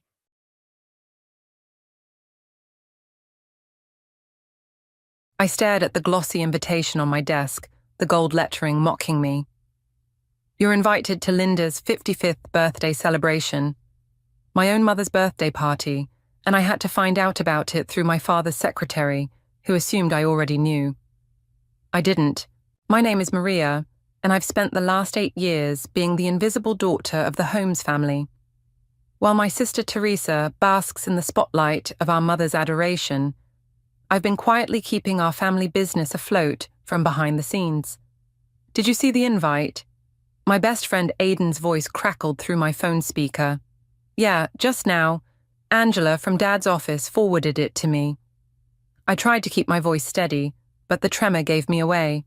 "Are you sure?" Aiden asked. "Once you do this." "I'm sure." I looked at the invitation again, my name conspicuously absent from its elegant surface. It's time everyone sees exactly who I am. The party was in full swing when I arrived. Crystal glasses clinked, fake laughter echoed off marble walls, and there, at the center of it all, stood my mother, beaming at Teresa like she hung the moon. "Maria," Dad waved me over, relief visible on his face. "You made it." Before I could respond, Mum's voice cut through the crowd. Everyone, Teresa has some wonderful news." The room fell silent. I gripped my champagne glass tighter, already knowing what was coming. "The Richardson merger that Teresa handled last week. Mom's voice swelled with pride. It's officially our biggest deal of the year. Applause erupted. I took a long sip of champagne, trying to wash down the bitter taste in my mouth. I'd spent 3 months orchestrating that merger, working late nights, handling negotiations. Teresa had only shown up for the final signing. You should say something, Aidan whispered beside me. He'd come as my +1, my emotional support in this den of wolves. What's the point? Maria. Teresa's voice rang out as she approached us, her designer dress swishing. I'm so glad you came. Did you hear about the merger? Congratulations, I managed, the word tasting like ash. Oh, and thank you for fixing that presentation last week. Mom said it was brilliant. She lowered her voice. Though next time, could you make the financial projections a bit simpler? Some of the board members looked confused. They looked confused because you couldn't answer their questions properly, I muttered. What was that? Nothing, excuse me. I turned to leave, but Mum appeared, blocking my path. Teresa, darling, Mr. Peterson wants to discuss potential opportunities for you in the London office. London office, I blurted out. But that's my project. I've been developing that expansion for... Maria, Mum cut me off, her smile never reaching her eyes. This is hardly the time or place. Besides, Teresa has shown exceptional leadership skills. You should learn from her example. Learn from her? I laughed, the sound sharp and bitter. Do you even know what she actually does at the company? The conversation around us quieted. Teresa's smile faltered. Maria, Dad warned softly. No, I want to know. I turned to Mom. Do you know who actually wrote the merger proposal? Who spent 3 months negotiating terms? Who stays late every night making sure your precious Teresa looks good? Mom's face hardened. I think you've had too much to drink. I think I haven't had nearly enough. I set my glass down with a sharp clink. You know what's funny? Teresa couldn't even explain basic profit projections to the board without my notes. That's enough, Mom snapped. If you can't celebrate your sister's success without jealousy, perhaps you should leave. Jealousy? I felt Aidan's steadying hand on my arm. I'm not jealous, Mom. I'm tired. Tired of being invisible while Teresa takes credit for my work. How dare you? Teresa stepped forward. I've earned everything I... Really? I pulled out my phone. Should we call Mr. Richardson right now? Ask him who actually handled the merger negotiations. The room had gone completely silent. Guests pretended to be absorbed in their drinks, but I knew they were hanging on every word. Maria, Dad said quietly, maybe we should step outside. Why? I met Mom's cold stare. Isn't this what parties are for? Family togetherness? If you can't behave like a proper daughter, Mom hissed, then perhaps you shouldn't consider yourself part of this family at all. The words hit like a physical blow. Even Teresa looked shocked. Mom, she gasped. I straightened my spine, years of hurt crystallizing into determination. You know what? You're right. I shouldn't consider myself part of this family, because this isn't a family. It's a fan club for Teresa. Maria, Dad started. No, it's fine. I grabbed my purse. I'll go. But remember this moment, Mom. Remember exactly what you said tonight. Aidan followed me out, waiting until we reached my car before speaking. Are you okay? That's messed up, Maria. Your own mother. It's fine, I cut him off, though we both knew it wasn't. I'm used to it. My computer pinged with another email, this time from Teresa, asking me to review her presentation for tomorrow's board meeting. The same presentation she'd take credit for, just like always. I leaned against the cool metal, my hands shaking. Call Bruce, tell him I want to meet first thing tomorrow. You're really going to do it? I thought about Mum's words, about Teresa's fake sympathy, about years of being pushed aside. Yes, it's time they learned what it feels like to be invisible. As we drove away, I caught a glimpse of Dad watching from the window, his expression unreadable. Soon he'd understand why I had to do this. Soon they'd all understand. Happy birthday, Mom, I whispered to the night. I hope you enjoyed your party, because it's the last one you'll host as CEO of this company. Bruce's office felt colder than usual as I spread the documents across his desk. Aidan sat beside me, scrolling through financial records on his tablet. Your mother's been busy, Bruce said, adjusting his reading glasses. These unauthorized transfers to the London office, all under Teresa's name, I finished. But look at the signatures. Aidan leaned forward. Those aren't Teresa's. No. I pulled out another document. Mum's been forging Teresa's signature on official documents for months, probably trying to build a paper trail of Teresa's competence. Bruce removed his glasses, rubbing his eyes. This is serious, Maria. Combined with the contract your father signed, a knock interrupted us. Kendall, Teresa's best friend and our HR director, stood in the doorway, her face pale. I need to talk to you, she said. All of you. I nodded, and she closed the door behind her. I can't keep quiet anymore, Kendall burst out. Your mother, she's planning to force your father into early retirement. She wants to install Teresa as CEO immediately. What? The word came out as a whisper. There's more. Kendall pulled out her phone. Listen to this. I recorded it yesterday. Mom's voice filled the room. Once James is out, we'll need to deal with Maria. Find a way to discredit her work, make her quit. Teresa needs to be the only viable successor. My hands clenched into fists as Teresa's voice responded. But Maria does good work, Mom. The company needs strong leadership, not someone who hides in their office doing paperwork. Trust me, darling. I know what's best. Kendall stopped the recording. I'm sorry, Maria. I should have come forward sooner. Why now? Aidan asked, his protective instinct kicking in. Because what they're doing is wrong. Kendall met my eyes. And because I saw what happened at the party. You deserve better. Bruce cleared his throat. This recording, combined with the forged documents and your father's contract, we have everything we need. Wait. I stood up, pacing. Why would Teresa agree to this? She knows she can't handle the company alone. Power is seductive, Bruce said quietly, and your mother can be very persuasive. My phone buzzed, a text from Dad. Your mother's called an emergency board meeting for next week. Something about succession planning. They're moving fast, Aidan observed. I turned to Bruce. How quickly can we prepare everything? Give me 2 days. I'll have all the documentation ready, including proof of the forgeries. Make it 1 day. I showed him Dad's text. We need to move faster. Kendall stepped forward. I have access to all the HR files. I can help. Why would you risk your job for this? I had to ask. Because Teresa's my friend, but this isn't right. Your mother's manipulating everyone, including Teresa. Someone needs to stop it. My phone buzzed again. Teresa this time. Mum's acting weird. Says she needs me to sign some papers about London. Can you look them over first? Perfect timing, Aidan said, reading over my shoulder. I typed back. Sure. Meet me at the office in an hour. This is your chance, Bruce said. Get her to admit to the forgeries, record everything. An hour later, I sat across from Teresa in my office, watching her flip through the London documents. These numbers seem off, she frowned. And this signature. Maria, this isn't mine. I know. I placed my phone on the desk, recording. Mom's been forging your signatures. Teresa's face crumpled. She said it was just temporary, that she'd fix everything once I was ready. Ready for what? You know what's crazy? I said, opening the attachment.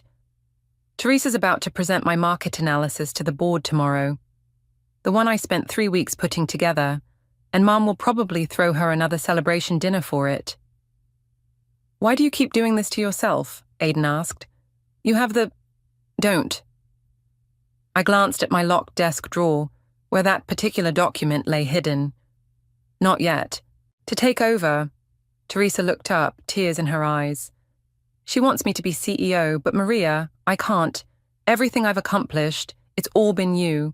The mergers, the expansions. I'm just the face. Then why go along with it? Because... She wiped her eyes. Because it's the only way Mom looks at me with pride. If I failed, if I told the truth, she'd treat you like she treats me. Teresa nodded miserably. I stopped the recording. T, What Mom's doing isn't just wrong, it's illegal. And it's hurting everyone, including you. What are you going to do? I gathered the documents, my decision crystallizing. I'm going to show everyone exactly who's been running this company. The question is, are you with me or with Mom? Teresa stared at the forged documents, then at me. For the first time in years, I saw my sister instead of my rival. Tell me what you need, she whispered. I smiled, feeling the pieces falling into place. First, we need to talk about that board meeting next week. The week leading up to the board meeting felt like walking through a minefield.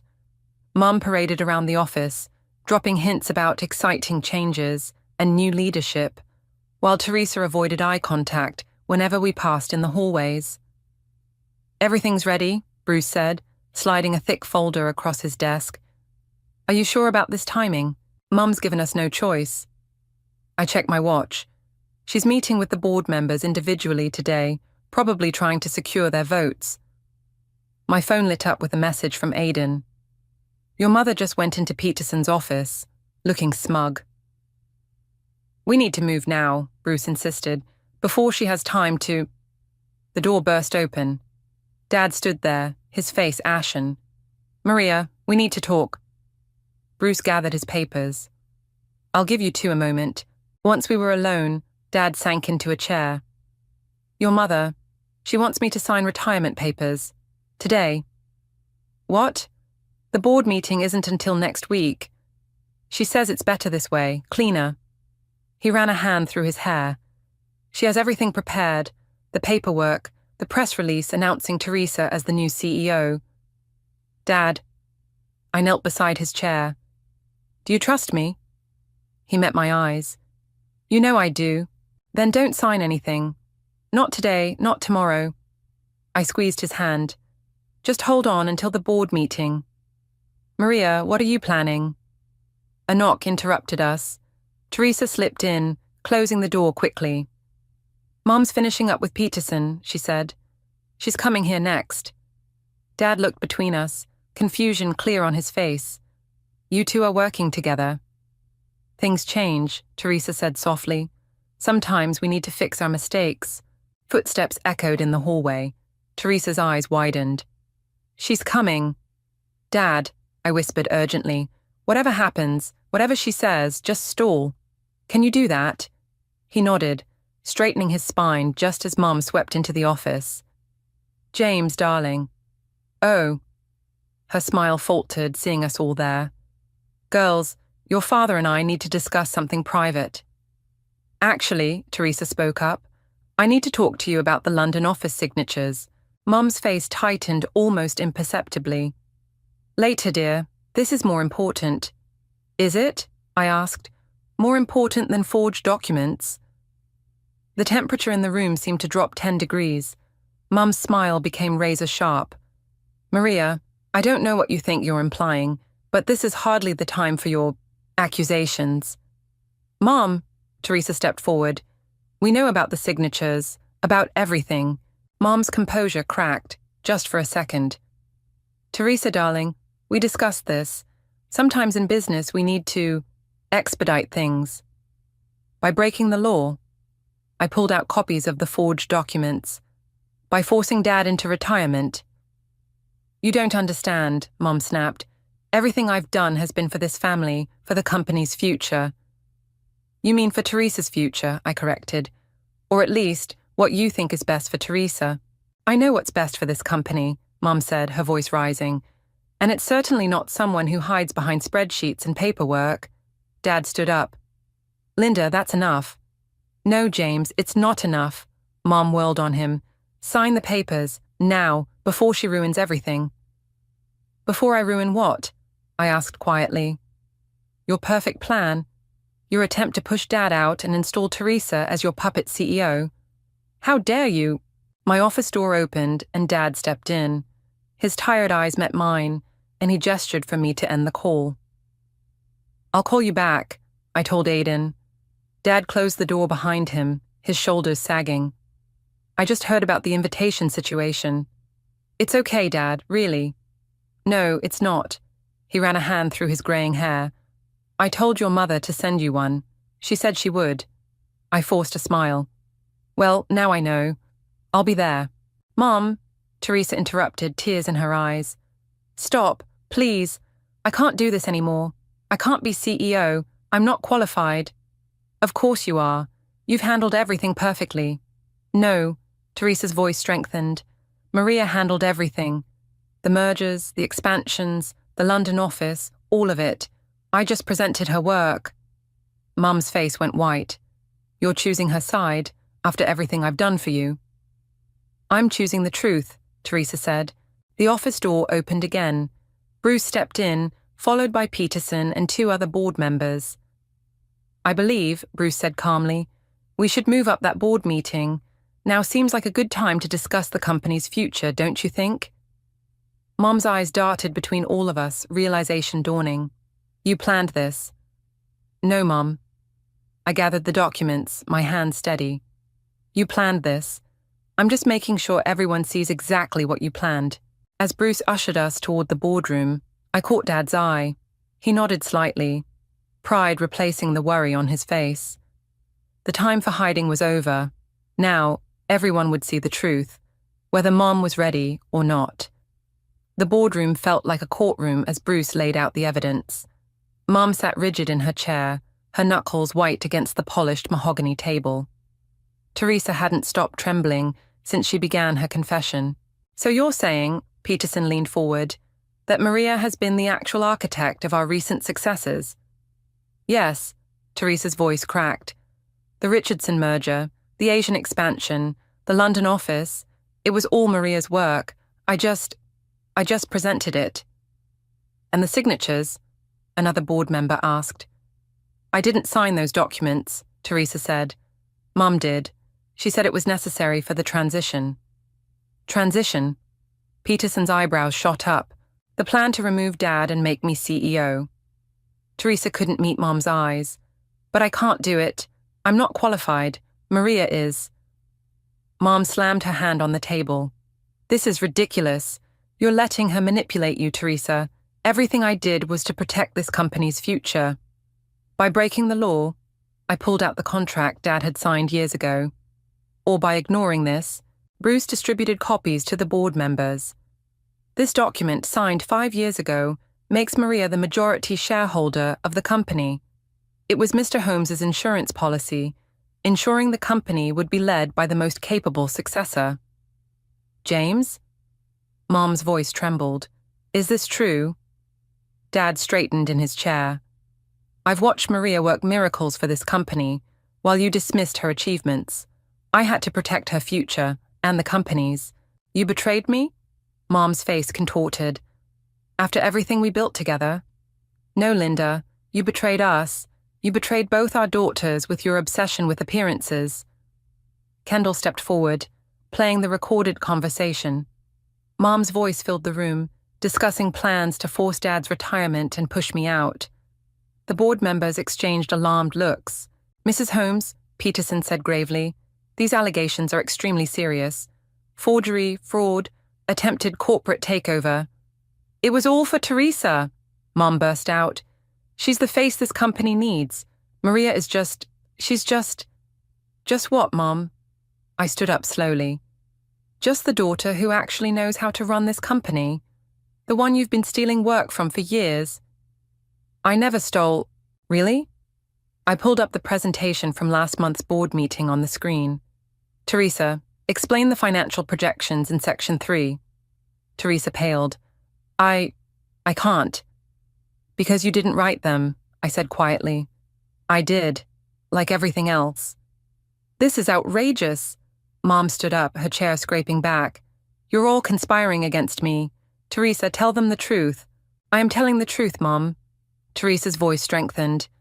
For the first time in years, I'm finally telling the truth. The board members huddled together, whispered conversations filling the tense silence. Finally, Peterson spoke. Given the evidence presented, we need to take immediate action. Mrs. Holmes, you'll be suspended pending a full investigation.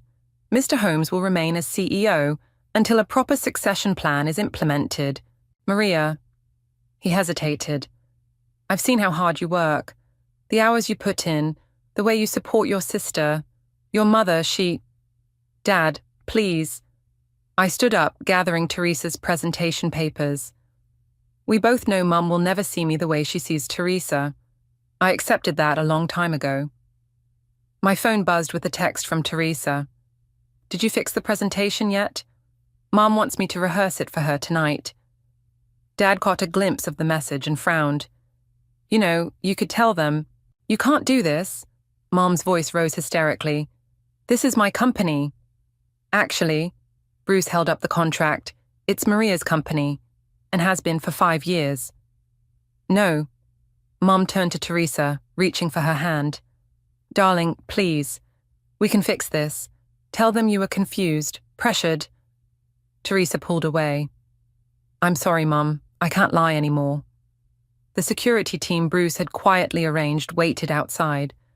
As they escorted Mom from the boardroom, she turned back one last time. You'll regret this, she hissed at me. Both of you will regret betraying me. After she left, Teresa collapsed into her chair, tears streaming down her face. I'm so sorry, Maria, for everything. It's not your fault, I said, surprising myself by meaning it. Mom manipulated both of us. Dad cleared his throat. The board needs to make some decisions. Teresa, Maria, perhaps you should take the rest of the day. Outside the boardroom, Teresa grabbed my arm. What happens now? Now? I looked at the office around us, the empire Mum had tried so desperately to control.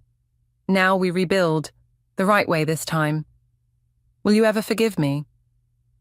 I thought about years of resentment, of watching Teresa take credit for my work, but I also thought about Mum's manipulation, about Teresa's courage today. I already have, I said.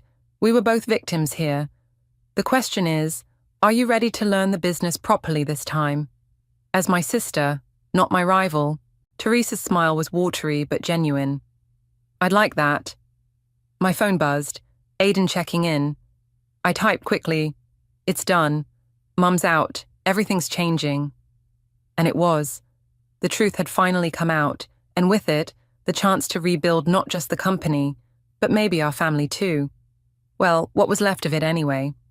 3 days after the boardroom confrontation, I found Teresa sitting in my office, staring at a stack of financial reports. These are incredible, she said, not looking up. I never really read them before, just memorized your notes. That's about to change. I set 2 coffee cups down. Ready for your first real lesson in corporate finance? Mum's lawyers called again, Teresa blurted out. They want a meeting. I sank into my chair. What did they say? She's threatening to go public. Tell everyone we orchestrated a hostile takeover. Teresa's hands shook as she reached for her coffee. She says she'll destroy the company's reputation if we don't reinstate her. A knock interrupted us. Aiden poked his head in. Sorry, but you both need to see this. He placed his tablet on my desk, showing us Mom's social media post. Betrayed by my own daughters. The truth about corporate sabotage and family betrayal coming soon. Business scandal and family betrayal. She's really doing this, Teresa whispered. Of course she is. I pulled out my phone, dialing Bruce. She's losing control, so she's trying to force our hands. Bruce answered on the first ring. I assume you've seen it. Yes. Options. We have the evidence, Maria. All of it. If she goes public, she'll only implicate herself. But she'll damage the company in the process, Teresa said, loud enough for Bruce to hear. Actually, Bruce's voice took on a familiar legal tone. This might be the perfect opportunity to get ahead of the story. On our terms. Dad appeared in the doorway, looking exhausted. Peterson's called an emergency board meeting. Your mother's posts are making investors nervous. An hour later, we sat in the boardroom again, but this time I was at the head of the table. We need to act fast, Peterson said. The market hates uncertainty. Then let's give them certainty. I opened my laptop. I've prepared a press release detailing everything. The forged documents, the attempted forced retirement, all of it. But also our path forward. You want to go public with our dirty laundry? Teresa looked horrified. I want to control the narrative, I corrected. Show that we discovered irregularities, investigated, and took appropriate action. Position it as corporate responsibility, not family drama. It could work, Bruce nodded. Transparency often plays well with shareholders. There's more. I pulled up another document. I've drafted a new corporate structure. Teresa, I want you to head our client relations division. What? Teresa blinked. That I'm the one doing all the work? That Teresa barely understands half of what she presents? I shook my head. Mom would never believe it. A knock at my door interrupted us. Bruce, our family lawyer, stepped in, his expression grave. Maria, do you have a moment? Dad nodded at me and left, closing the door behind him. Bruce waited until we were alone. I saw the guest list for Linda's party. I assumed there was a mistake when I didn't see your name. You're excellent with people, T. That's not fake, that's all you. Let's use that strength legitimately. While you run everything else? She didn't sound angry, just curious. While I do what I've always done, but this time with proper recognition. Dad cleared his throat. The press will want interviews. Good. I stood up. Because I want to talk. No more hiding in the shadows. My phone buzzed. Another social media notification. Mom had posted again. Watch my exclusive interview tomorrow. The real story behind the corporate coup.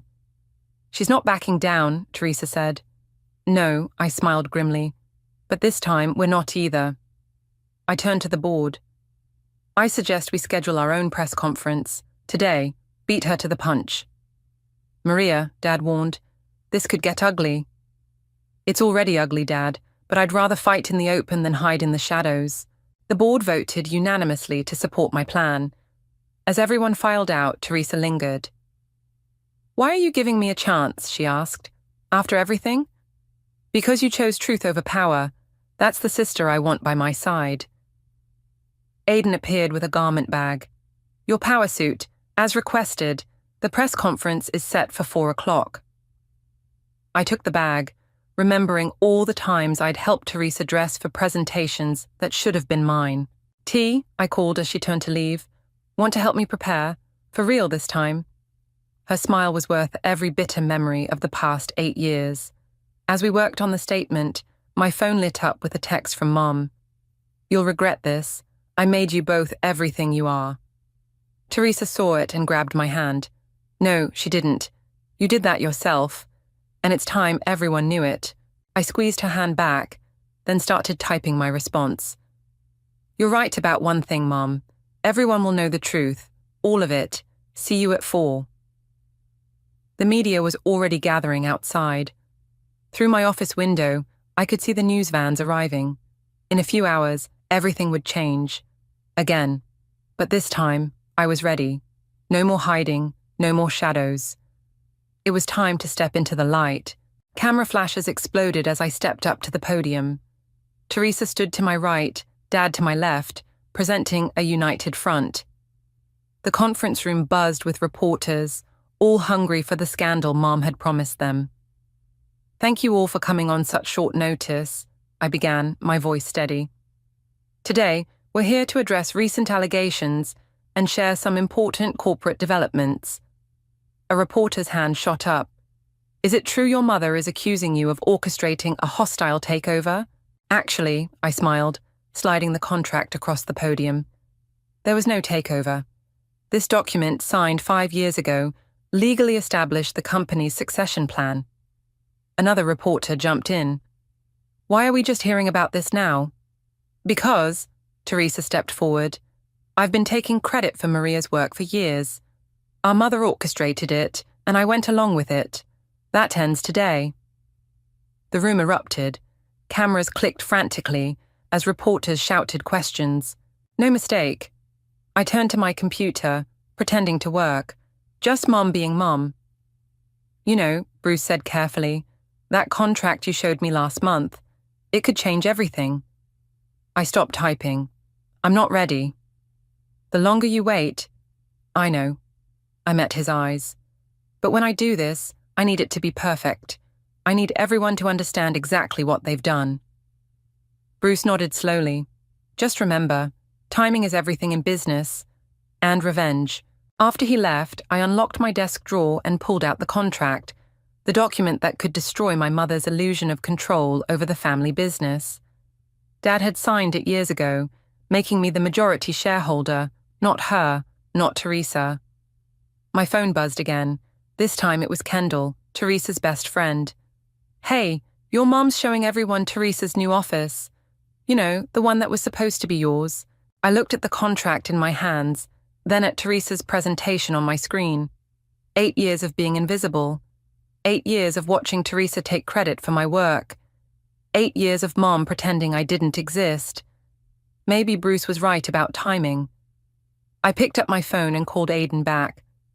"Remember what you said about the contract?" "Yeah? I think it's time." I took a deep breath. Mom's birthday party might be the perfect occasion for a different kind of celebration. "Ms. Holmes," a woman in front called out, "your mother just tweeted that you fabricated evidence to force her out. Your response?" I gestured to Bruce, who began distributing packets. "These documents show a pattern of forged signatures and fraudulent representations. We've included forensic analysis confirming the forgeries." "And you can verify these claims?" someone else shouted. "I can," Teresa's voice rang clear, "because I'm the one whose signature was forged, by our mother." The doors at the back of the room burst open. Mom strode in, her lawyer trailing behind her. "This is outrageous," she announced to the suddenly silent room. "My own daughters, spreading lies." "They're not lies, Linda." Dad's quiet voice carried surprising authority. "And you know it." "James?" Mom faltered slightly. "You're supporting this betrayal." "I'm supporting the truth." He turned to the reporters. "My wife has been manipulating this company and our daughters for years. I signed that contract to protect both the company and Maria's future." "This is all very dramatic," Mom's lawyer interjected, "but Mrs. Holmes has documentation." "Forged documentation," Bruce cut in smoothly. "Would you like us to present the forensic analysis of those signatures as well?" Mom's face contorted. "Teresa, darling, tell them how your sister is manipulating you." Teresa stepped to the podium. "No more lies, Mom. Maria did everything you praised me for. The Richardson merger, her work, the London office expansion, all her. I just stood there and smiled." "You ungrateful..." Mom started forward, but security blocked her path. I held up my hand for quiet. "We're not here to air family grievances. We're here to announce corporate changes that will ensure transparency and proper attribution of work going forward." "And what about your mother's role?" someone called out. "My mother's actions are under investigation. The board has suspended her pending the results." "You can't do this." Mom's voice rose hysterically. "I built this company." "No, Mom." I met her eyes across the room. "Dad built this company. You just took the credit. Sound familiar?" The reporters went wild, cameras flashing as Mom's face crumpled. Her lawyer tried to pull her away, but she shook him off. "I did everything for you," she shouted. "Both of you. I made you strong." "No," Teresa said quietly. "You made us afraid. Maria made us strong. If there are no further questions," I addressed the room, "we've provided detailed press packets outlining the company's new structure and leadership team." "One more question," a reporter stood up. "Ms. Holmes, Maria, how does it feel to finally step out of the shadows?" I looked at Teresa, who nodded encouragingly, then at Dad, who smiled with pride. Finally, I turned to Mom, still standing at the back of the room, her perfectly crafted world crumbling around her. "It feels honest," I said simply, "and that's how we'll run this company from now on." As security escorted Mom out, her last words rang through the room. "You'll fail without me. Both of you will fail." But looking at the supportive faces around me, Teresa, Dad, Bruce, Aiden, even the board members who'd come to show solidarity, I knew she was wrong. Later, as the last reporters filed out, Teresa hugged me tightly. "That was terrifying," she whispered. "But also, freeing?" "Yeah," I agreed. "No more hiding." My phone buzzed with a text from Kendall. Check the stock price. I looked. Despite the scandal, or maybe because of our transparency, our shares were up. The market, it seemed, appreciated honesty as much as we did. Ready to learn your new role? I asked Teresa. For real this time. She squared her shoulders. Ready to be the sister you deserved all along. Together, we walked out of the conference room, leaving the shadows of Mom's manipulation behind us. The truth was out, and surprisingly, it felt like victory. The morning sun streamed through my office window as I reviewed the final settlement papers. Mom's signature looked shaky at the bottom, a far cry from her usual confident strokes. She signed without arguing. Teresa set 2 coffee cups on my desk. Bruce says she didn't have much choice. The evidence was overwhelming. A knock at the door interrupted us. Dad entered, looking more relaxed than I'd seen him in years. Peterson just called, he said, settling into a chair. The board unanimously approved your proposal for the London office. Our proposal, I corrected, glancing at Teresa. The client relations strategy was all her. Teresa beamed. It's amazing what you can accomplish when you actually understand what you're presenting. My computer pinged with an email notification. Mum's giving an interview to the Financial Times tomorrow. Are we worried? Teresa's smile faded. No. I pulled up the pre-interview notes Bruce had obtained. She's admitting to everything. Says she was blinded by maternal ambition or something. Damage control, Dad nodded. Her lawyer probably insisted. Another knock. This time it was Kendall. Sorry to interrupt, but you both need to see this. She handed me her tablet, open to Mum's social media. My breath caught as I read her latest post. To my daughters, I was wrong. The need to control everything cost me what mattered most, your trust and love. I'm sorry. Is this real? Teresa whispered. Keep reading, Kendall urged. The post continued. Maria, you were never invisible. I was blind. Teresa, you never needed my manipulation to shine. I failed you both as a mother. The company is in better hands now, your hands. She posted it an hour ago, Kendall said. It's already going viral. Dad cleared his throat, his eyes suspiciously bright. Maybe there's hope yet. Speaking of hope, I pulled out 2 folders. I have something for both of you. Teresa opened hers first, gasping. Is this your new contract as head of client relations, with a seat on the board? She looked up, tears in her eyes. I haven't earned this. You will, I said firmly. You already are. Dad opened his folder more slowly. Inside was a contract keeping him on as chairman emeritus, with an advisory role. Maria, he started, but I cut him off. The company needs your experience, Dad, and I need your guidance. The real kind, not Mom's version of it. The intercom buzzed. Ms. Holmes, your mother is here. The room fell silent. Teresa gripped my hand. Send her in, I said. Mom looked smaller somehow, her designer suit hanging loose on her frame. She clutched her handbag like a shield. I suppose you've seen my post, she said quietly. We have. I gestured to an empty chair. Did you mean it? Every word. She sat down stiffly. My therapist says I need to make amends, but that's not why I'm here. Why are you here, Mom? Teresa asked. Mom pulled out a thick envelope. These are my resignation papers from all remaining company positions. And, she hesitated, my shares. I'm signing them over to both of you, equally. Mom, Teresa breathed. I can't take back what I did, Mom continued, but I can try to fix what I broke. Starting with this. She turned to me. You were never invisible, Maria. You were brilliant, and I was too obsessed with my own vision to see it. And me? Teresa's voice shook. Did you ever see me? The real me? I saw what I wanted you to be, Mom admitted. I'm hoping maybe I could get to know who you actually are. Both of you? I looked at Teresa, seeing my own mix of hope and caution reflected in her eyes. Then at Dad, who nodded slightly. We have a monthly family dinner, I said carefully. Usually just Dad, Teresa, and me. Maybe Maybe you could join us sometime. Mum's eyes filled with tears. I'd like that. As she stood to leave, she paused at the door. You've done amazing things here, both of you, together.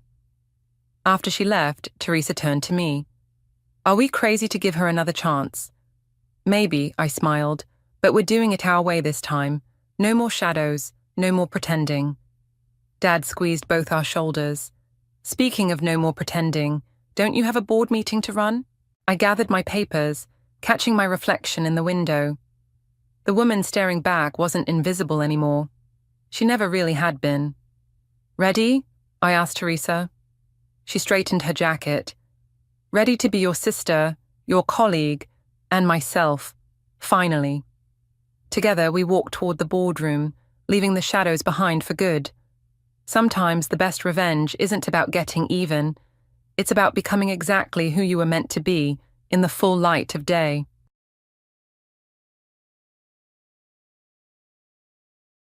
The phone slipped from my fingers and clattered onto the kitchen counter. My daughter Lucy's soft cries from the nursery barely registered as Layla's words echoed in my head. Bridget changed the name. The sign went up this morning, O'Brien's Family Bakery. I'm Malia, and until 3 months ago I was living my dream as the proud owner of Sweet Dreams Bakery. Now, as I stood in my kitchen with trembling hands, that dream was crumbling like day-old cookies.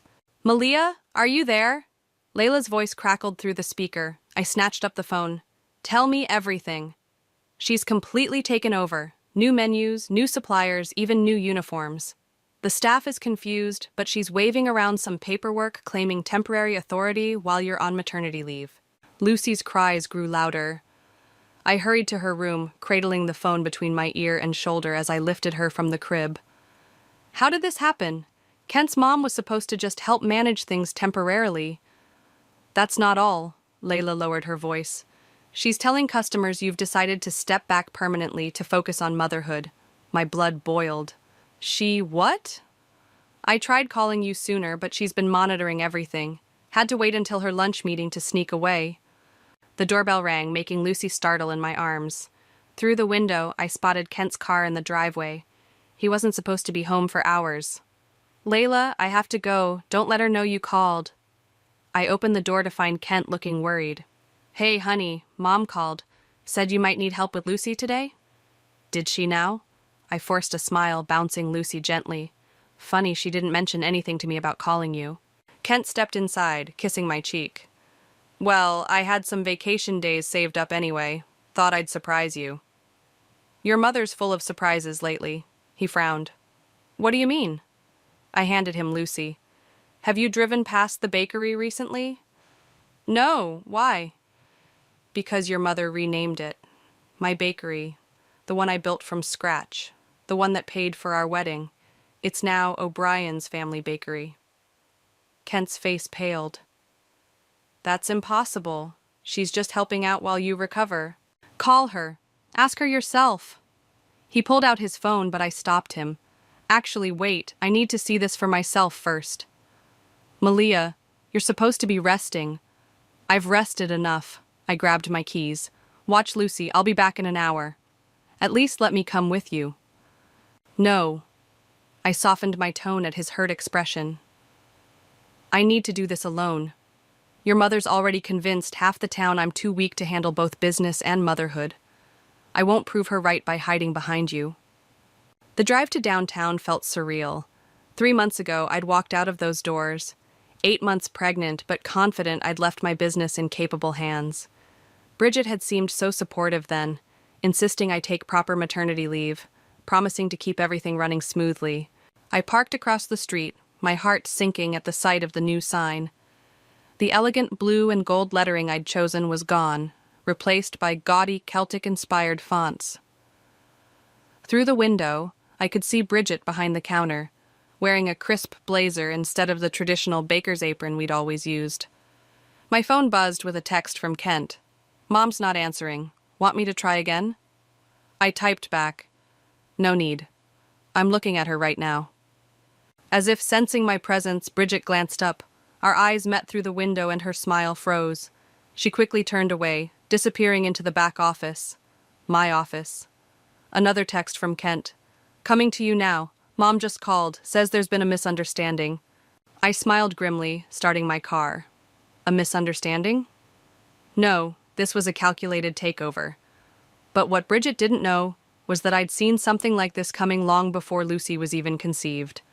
She wasn't the first person to assume a young mother couldn't handle business ownership. That's why I'd visited Johnny Bell, my lawyer, 6 months ago. The papers he'd drawn up were safely tucked away in my home office, waiting for exactly this kind of situation. I drove home, my initial shock giving way to cold determination. Bridget thought she was teaching me a lesson about choosing between motherhood and career. Instead, she was about to learn one herself, about underestimating the wrong person. Let her enjoy playing business owner for now. I had a few surprises of my own in store for my dear mother-in-law. The next morning, I pulled my hair into a messy bun, threw on an oversized hoodie I hadn't worn since college, and grabbed my old reading glasses. With Lucy safely at her first daycare trial day, I was ready to do some undercover reconnaissance. Walking into my own bakery as a stranger felt surreal.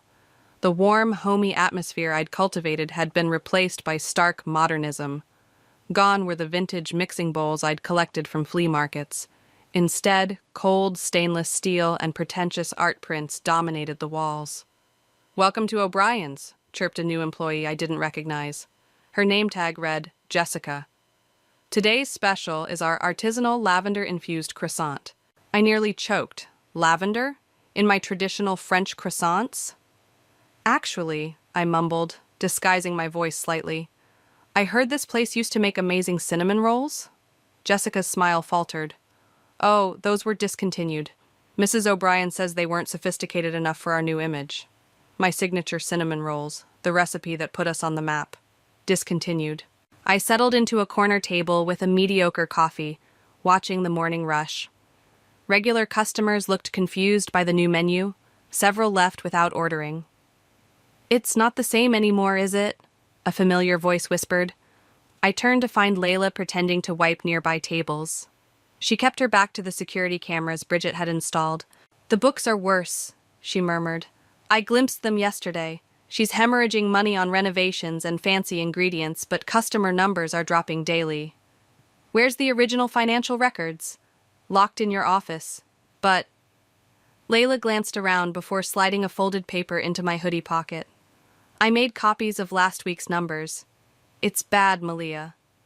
The back door chimed, and Bridget swept in wearing a designer suit that probably cost more than a month's worth of flower orders. "Jessica, those display cases need to be spotless. We have the food critic from Elite Tastes coming this afternoon." My heart stopped. Elite Tastes was notorious for brutal reviews of traditional bakeries trying to be upscale. One bad write-up could destroy years of goodwill. Bridget spotted Layla. "Don't you have deliveries to prepare?" "Just finished cleaning the tables, Mrs. O'Brien." "Well, the kitchen needs attention. And remember, it's Madame O'Brien now. We're elevating our standards." I buried my face in my coffee cup as Bridget passed my table. Once she disappeared into the office, I slipped into the bathroom and examined Layla's paper. The numbers were worse than I'd imagined. Bridget had drained the emergency fund I'd built up over 5 years, all for her vanity renovations. My phone buzzed. Kent. "Mom's asking about dinner tonight. Says she has exciting news about the bakery." I texted back, "Perfect. I'll be there." Another buzz. "You're plotting something, aren't you?" "Me? Never. Just being a supportive daughter-in-law."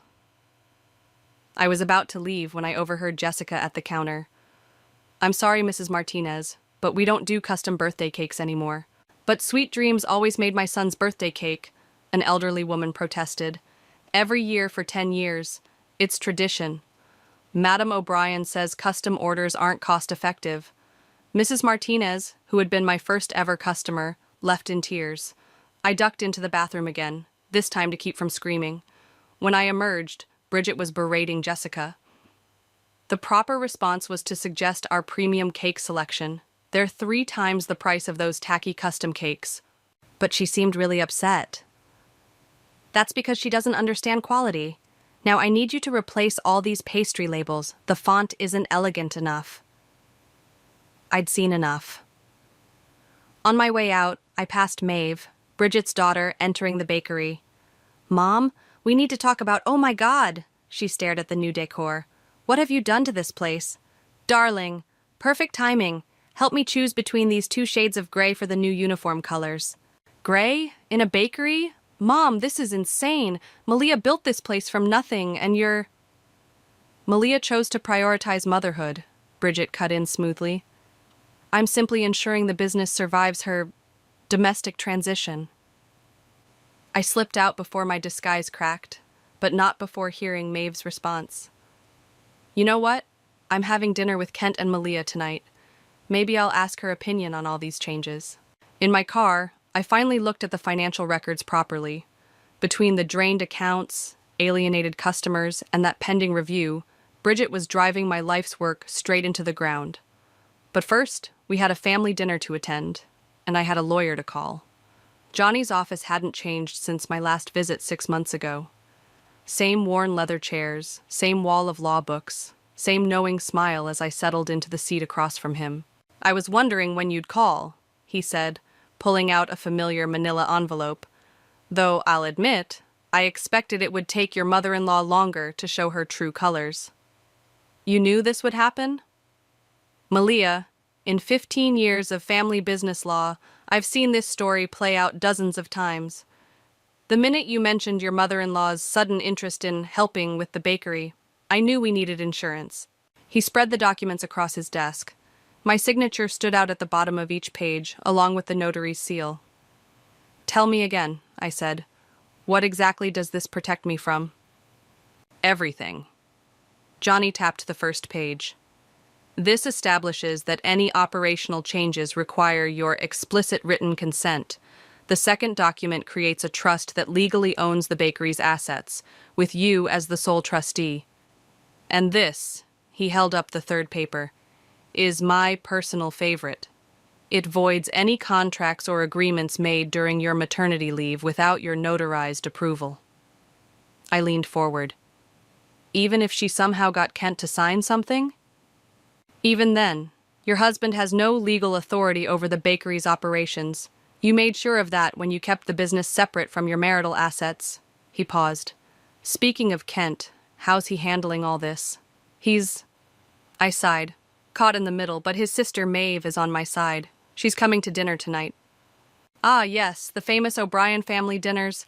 Just remember, don't show your hand too soon. Document everything. Has she made any significant changes to the business?" I pulled out my phone, showing him photos I'd taken during my undercover visit. "New signage, new menu, new pricing. She's drained the emergency fund for renovations, and she's invited a food critic from Elite Tastes." Johnny whistled.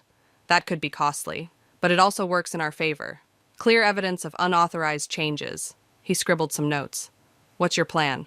"I was hoping you'd help me with that part." He smiled. "Already did. 6 months ago, remember?" The memory flooded back. I'd been 7 months pregnant, sitting in this same chair, voicing my fears about leaving the bakery in someone else's hands. "You said something about preparing for war while planning for peace," I recalled. "Exactly, and you did the preparation. Now it's time for the execution." He handed me a new document. "Here's what we're going to do." An hour later, I left Johnny's office with a clear strategy and renewed confidence. My phone showed 3 missed calls from Kent and a text from Maeve. "Just saw the new menu prices. $12 for a basic muffin. Mom's lost it." I called Kent back while driving to pick up Lucy from daycare. "Where have you been?" he asked. "Mom's been trying to reach you about dinner." "Had some errands to run. Don't worry, I'll be there. 7 o'clock, right?" "Yeah, listen, about the bakery. Let's discuss it at dinner," I cut in smoothly. With everyone present, Lucy was all smiles when I picked her up, babbling about her day. As I buckled her into her car seat, my phone buzzed with a text from Layla.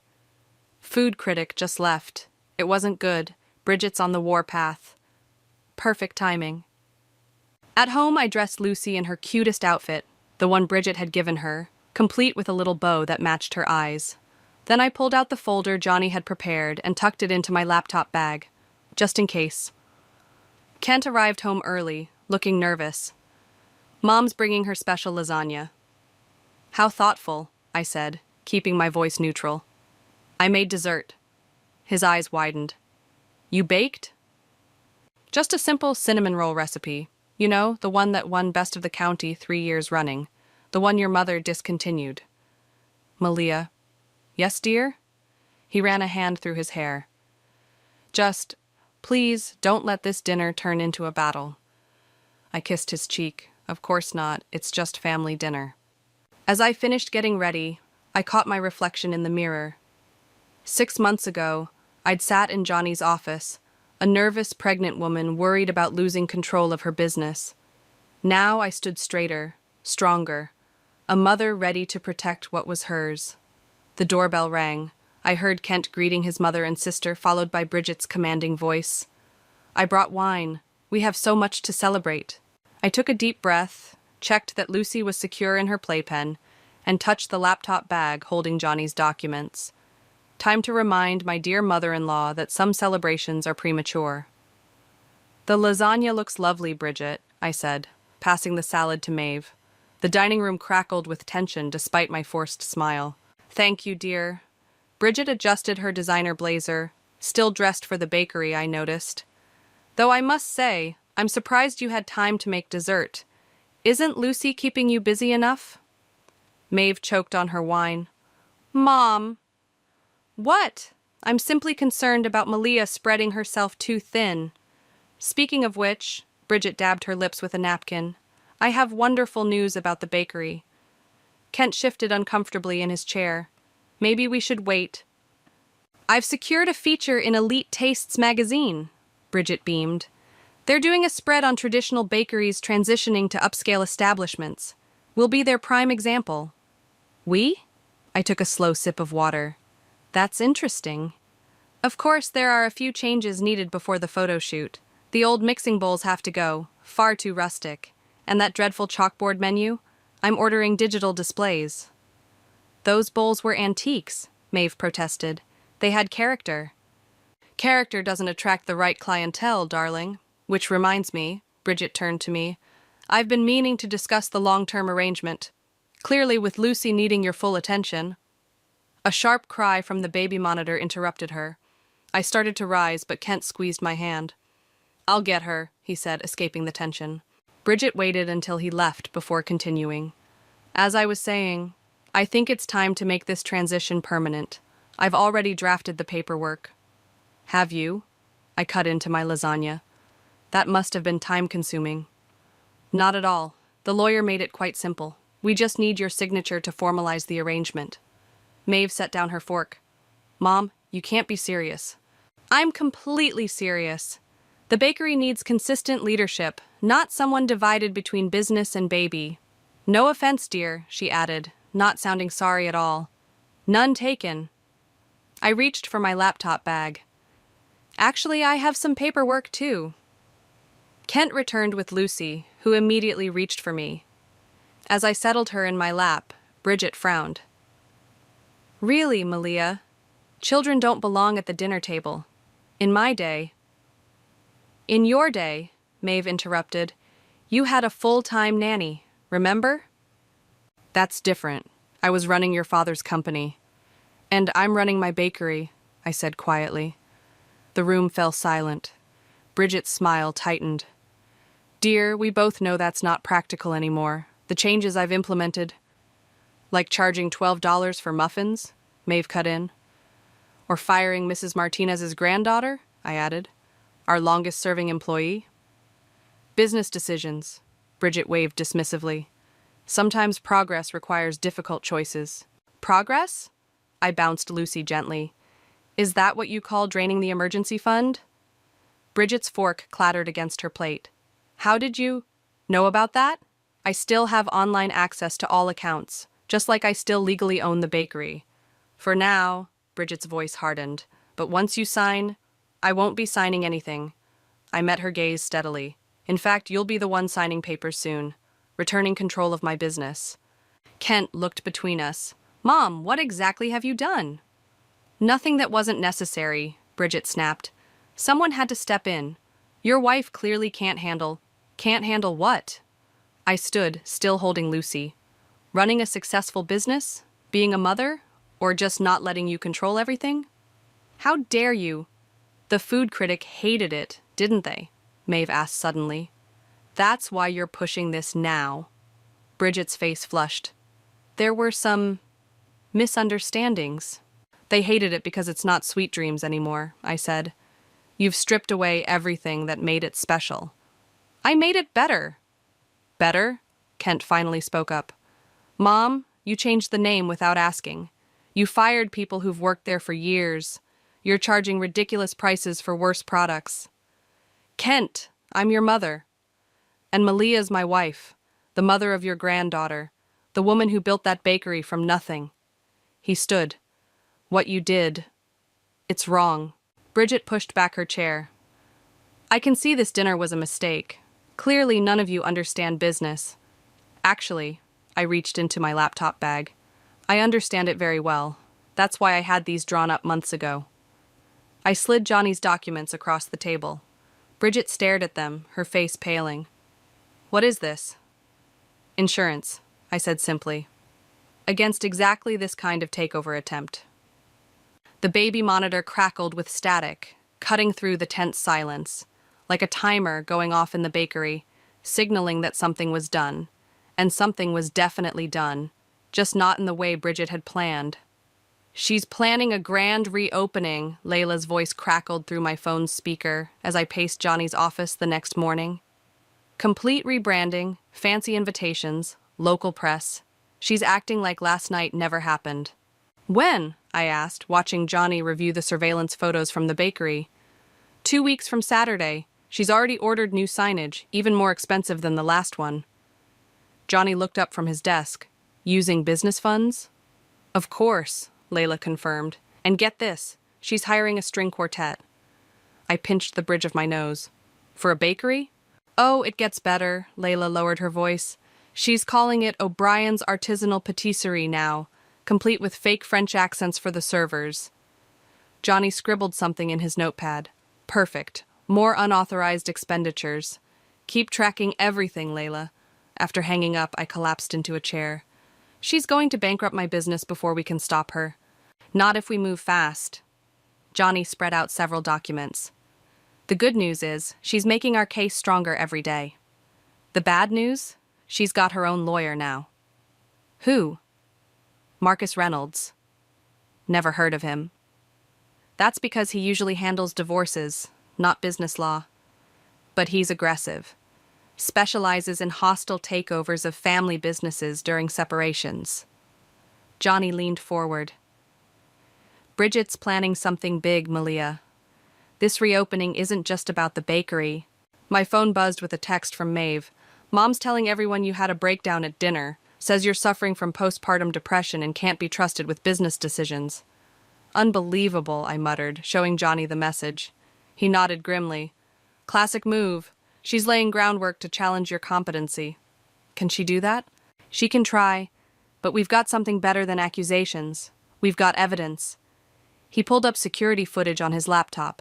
Your friend Layla's been busy. Watch this. The video showed Bridget arguing with suppliers, canceling long-standing contracts, marking up prices by ridiculous amounts. Another clip captured her shredding what looked like original receipts. This is good, Johnny said. But we need more. Specifically, we need proof she's acting against the business's interests while knowing she lacks authority. My phone buzzed again. Kent this time. Mom's asking me to sign something about temporary power of attorney. Says it's for your own good. There's our proof, Johnny smiled. Tell Kent to stall her. Say he needs time to think about it. I texted back quickly, then turned to Johnny.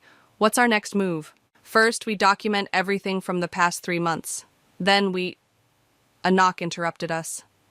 Johnny's assistant poked her head in. Sorry, but you need to see this.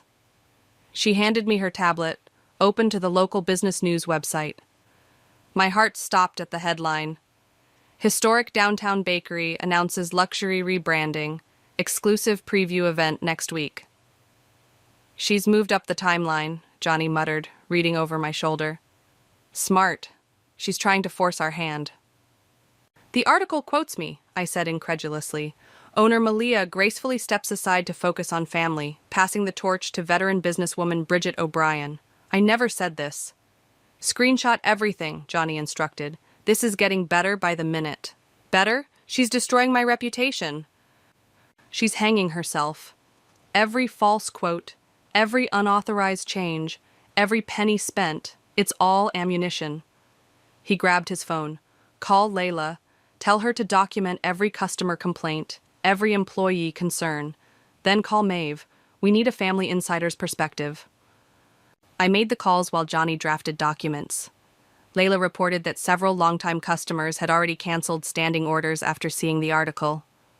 Maeve revealed that Bridget had been meeting with real estate agents, possibly planning to relocate the bakery to a more upscale location. One more thing, Maeve added hesitantly. Mom's planning to serve notice at the reopening event. Some kind of public announcement about taking full control. She's invited practically everyone in town. I looked at Johnny. Can we stop her? Better. His eyes gleamed. We can let her do it. In fact, we can help her make it the biggest event possible. Invite everyone who's ever cared about Sweet Dreams Bakery. I don't understand. Think about it. She wants an audience? Let's give her one. But instead of watching you lose your bakery, he slid a new document across the desk. They'll watch her lose everything she thought she'd gained. I read the title, Cease and Desist with Immediate Injunctive Relief. The bigger she makes this event, Johnny explained, the more witnesses will have to her downfall. Sometimes the best revenge isn't just winning, it's letting your opponent defeat themselves in front of everyone they were trying to impress. I picked up my phone again, smiling for the first time in days. Maeve, tell your mother I'd love to help with the guest list for her big event. She fired me! Layla burst into my kitchen, her apron still dusted with flour. Said I wasn't refined enough for the new image. I handed her a cup of coffee. Perfect timing. Did you get everything? Every last document. She pulled a USB drive from her pocket. Financial records, emails, security footage, even photos of her shredding papers, but that's not the best part. What do you mean? Margaret called me right after I left. I nearly dropped my mug. Margaret? Bridget's best friend, Margaret? The same. Turns out she's not happy about what Bridget's doing. Says it goes against everything your bakery stands for. Layla leaned forward. She wants to help. Margaret had been Bridget's closest confidant for 20 years. This was huge. Help how? She has texts. Dozens of them. Bridget bragging about taking over, planning how to push you out. Some from months before your maternity leave. I grabbed my phone to call Johnny, but it rang first. Kent. Have you seen the new invitation? He asked without preamble. What invitation? Mom just sent it out. You should check your email. I pulled up my laptop, Layla reading over my shoulder. The invitation was garishly elegant, all gold foil and cursive script. O'Brien's Artisanal Patisserie cordially invites you to a grand transformation celebration. Witness the evolution of tradition as we embrace a new era of sophistication. Keep reading, Kent said grimly. At the bottom, join us as we bid farewell to Sweet Dreams Bakery and welcome an elevated dining experience. Special announcement regarding new ownership to follow presentation. She's really doing it, I whispered. She's actually planning to announce a takeover at her own party. There's more, Layla pointed at the screen. Look who's on the guest list. The mayor, the Chamber of Commerce, local business owners, food critics, everyone who'd supported Sweet Dreams over the years. She's invited everyone who matters in town, Kent said. Mom wants witnesses for her moment of triumph. Oh, she'll have witnesses all right. I forwarded the invitation to Johnny, just not for the triumph she's expecting. My phone buzzed again, Maeve this time. Mom's in rare form. She's hired security for the event, says she's worried you might make a scene. Security? Layla scoffed. At a bakery? Another buzz. Margaret. We need to talk. Meet me at the park in an hour. Bring your lawyer. Johnny arrived at the park before I did, already deep in conversation with Margaret on a bench. She looked nervous, clutching a thick folder. Malia, she stood as I approached. I should have come forward sooner. Why now? Because this isn't the Bridget I know anymore. Margaret hesitated. She's obsessed. This isn't just about the bakery. It's about proving she's still relevant, still in control. She handed me the folder. These are copies of everything: text messages, emails, notes from planning meetings. She started plotting this the day you announced your pregnancy. Johnny flipped through the documents, his eyebrows rising. This is better than we hoped. Direct evidence of premeditation. There's something else, Margaret added. The food critic? From Elite Tastes? He's an old friend of Bridget's. She paid him to write a negative review of Sweet Dream's original concept. My hands clenched. She what? She wanted justification for the changes, but it backfired. He wrote honestly about how she'd ruined a beloved local institution. Margaret pulled out her phone. I recorded her reaction when she read it. She wasn't pleased. The recording played. Bridget's voice, shrill with rage, ranting about showing everyone who was really in charge. Johnny was already typing on his laptop. This changes everything. We don't just have evidence of unauthorized changes, we have proof of deliberate sabotage. My phone lit up with a text from Layla. You need to see this. Bridget's installing new signs right now. Margaret peeked at the message. The rebranding isn't scheduled until next week. She's rushing everything. Because she knows we're on to her, Johnny said. She's trying to create a fait accompli before we can stop her. I stood up. Then let's not keep her waiting. Margaret, are you sure about helping us? She's your best friend. Was, Margaret corrected. The Bridget I knew would never destroy someone else's dream out of spite. She straightened her shoulders. Count me in. Johnny gathered the documents. I'll file the injunction today. But remember, we want her to go through with this party. Oh, she will, Margaret said grimly. Bridget never could resist a grand gesture. I looked at the invitation again, at all those important names who would witness whatever happened next. Perfect, I said, because I'm planning quite a gesture myself. The string quartet played softly as elegantly dressed guests filed into my transformed bakery. Crystal champagne flutes clinked, and servers in bow ties circulated with tiny, overpriced pastries. From my position near the back, I watched Bridget work the room in a designer suit that probably cost more than a month's worth of ingredients. Ready? Johnny whispered beside me. I adjusted Lucy's bow and nodded. Everyone in position? Layla's by the kitchen, Margaret's near the podium, and Maeve's keeping your husband calm. He checked his watch. The mayor just arrived. Perfect timing. Bridget tapped her glass, calling for attention.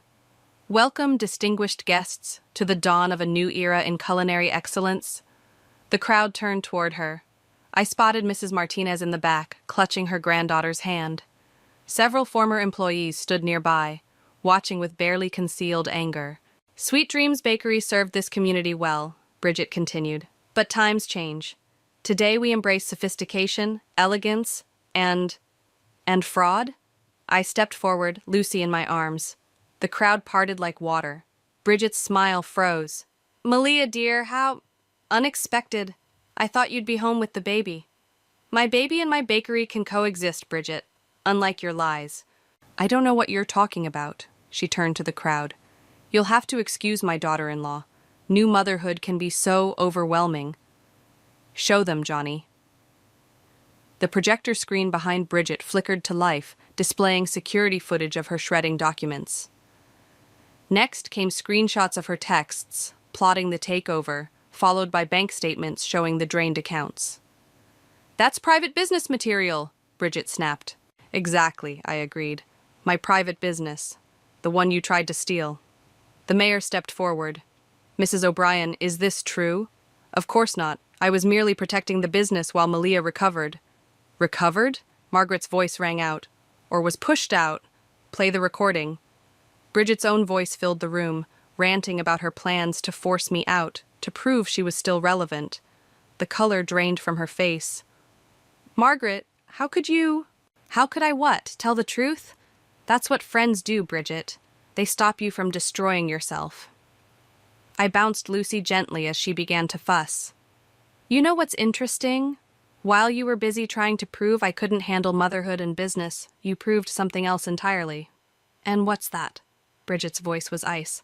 That Sweet Dreams was never about fancy decorations or overpriced pastries. It was about community. I gestured to the crowd. Everyone here has a story about this bakery. Mrs. Martinez's grandson's first birthday cake, the mayor's daughter's wedding cookies, the Christmas bread pudding that won Best in Show 3 years running. Murmurs of agreement rippled through the room. But you, I continued, you tried to erase all that, because you couldn't stand that I built something successful without your help. I made it better, Bridget exploded. I made it sophisticated. You made it fail, Johnny interrupted, holding up papers. The Real Elite Tastes review just came out. Would you like me to read it? Don't you dare! O'Brien's artisanal patisserie represents everything wrong with modern gentrification, he read loudly. A beloved local institution stripped of its charm and inflated with pretension. The only thing more disappointing than the $12 muffins is the betrayal of Sweet Dreams' original vision. The crowd buzzed with conversation. Bridget grabbed for the papers, but Johnny held them out of reach. That's not all, he continued. I'm also holding a court order restoring full control to the legitimate owner, plus damages for unauthorized changes and financial misconduct. You can't prove? We already have, I cut in. Every document, every text, every illegal decision. It's all here. I shifted Lucy to my hip. The only question is whether you'll sign the transfer papers voluntarily, or if we need to handle this in court. Bridget looked around wildly, finding no allies. Even Kent stood with Maeve, both watching their mother with disappointment. You ungrateful little, she started. Sign the papers, Mom, Kent said quietly. It's over. Johnny held out a pen. The string quartet had stopped playing. The entire room held its breath. With trembling fingers, Bridget snatched the pen. You'll regret this, she hissed, scrawling her signature. No, I said, watching her signature complete the restoration of my business. I won't. I turned to the crowd. Now, who wants to try the Real Sweet Dreams cinnamon rolls? The recipe that won Best of the County? Layla? Layla emerged from the kitchen with trays of my signature pastries, warm, fragrant, and decidedly unsophisticated. As the crowd surged forward, abandoning Bridget's fancy appetizers, I caught Kent's eye.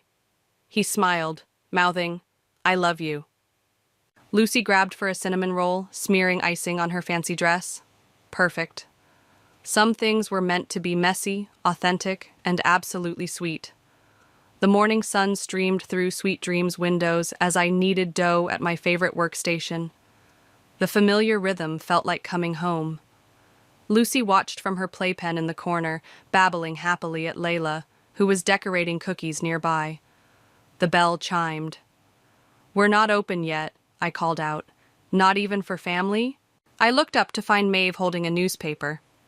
Depends. Are you bringing good news or bad news? See for yourself. She spread the paper on a flour-free spot. The headline read, Local Bakery Triumph, Sweet Dreams returns to its roots. They interviewed half the town, Maeve grinned. Mrs. Martinez gave quite the quote about community values versus corporate greed. How's your mom taking it? Maeve's smile faded slightly. She's adjusting. Moving to Florida, actually. Says she needs a fresh start. And Kent? Relieved, honestly. He's been different since the showdown, more confident standing up to her. She picked up a cookie. These are new. Baby shower order, speaking of which. I nodded toward the door. Margaret entered, carrying a stack of papers. The last of Bridget's mess. All supplier contracts restored, all accounts straightened out. Thank you, I said, for everything. Don't thank me yet. She pulled out one more document. Bridget's trying to open a patisserie in Miami. She's already calling investors. I shrugged, turning back to my dough. Let her. Some lessons have to be learned the hard way. The kitchen door swung open as Kent arrived with coffee for everyone. Morning, ladies. Ready for the health inspector? Already done, Layla reported. Perfect score, just like before. Lucy squealed, reaching for Kent. As he scooped her up, flour dusted his suit, but he didn't seem to mind. You're going to be late for work, I reminded him. Worth it. Besides, I brought something. He pulled a small package from his briefcase. Found this while packing Mom's things. Inside was a faded recipe card. My hands trembled as I recognized the handwriting. Your grandmother's original cinnamon roll recipe, Kent said softly. Mom had it all along. The one she claimed was lost? Anger flared briefly, but then I laughed. You know what? Let's use it today. Really? Maeve asked. Why not? It's part of the bakery's history, the real history. I pinned the recipe card to my inspiration board, right next to Lucy's first picture. The morning crew began arriving. All the familiar faces Bridget had fired, now rehired. The kitchen filled with chatter and laughter as ovens preheated and ingredients were measured. Miss Malia? Jessica poked her head in. There's someone asking about a job. Says she worked at that fancy patisserie across town. Send her in. The young woman who entered looked nervous but determined. I know you probably don't want anyone associated with upscale bakeries, but do you know how to make bread from scratch? Yes, but can you frost a cake without using fondant? She smiled slightly. I prefer buttercream, actually. You're hired. Layla will show you around. As the kitchen settled into its morning routine, I watched Lucy playing with measuring spoons, already at home in the bakery that would someday be hers, if she wanted it. Thinking deep thoughts? Kent asked, stealing a warm cinnamon roll. Just realizing something. Your mother was right about one thing. Oh? Change is inevitable, but it doesn't have to mean losing what matters. The front bell chimed again. This time it was Johnny, carrying his usual briefcase. Don't tell me there's more paperwork, I groaned. Actually, I'm here as a customer. My daughter's wedding? She wants those raspberry tarts you used to make. Used to? Check the new menu board. He looked up at the chalkboard where I'd written today's specials. Among the tried and true favorites was a section labeled Sweet Dreams Classics, backed by popular demand. Perfect, Johnny smiled. Some things shouldn't change. Lucy knocked over a bag of flour, sending white clouds everywhere.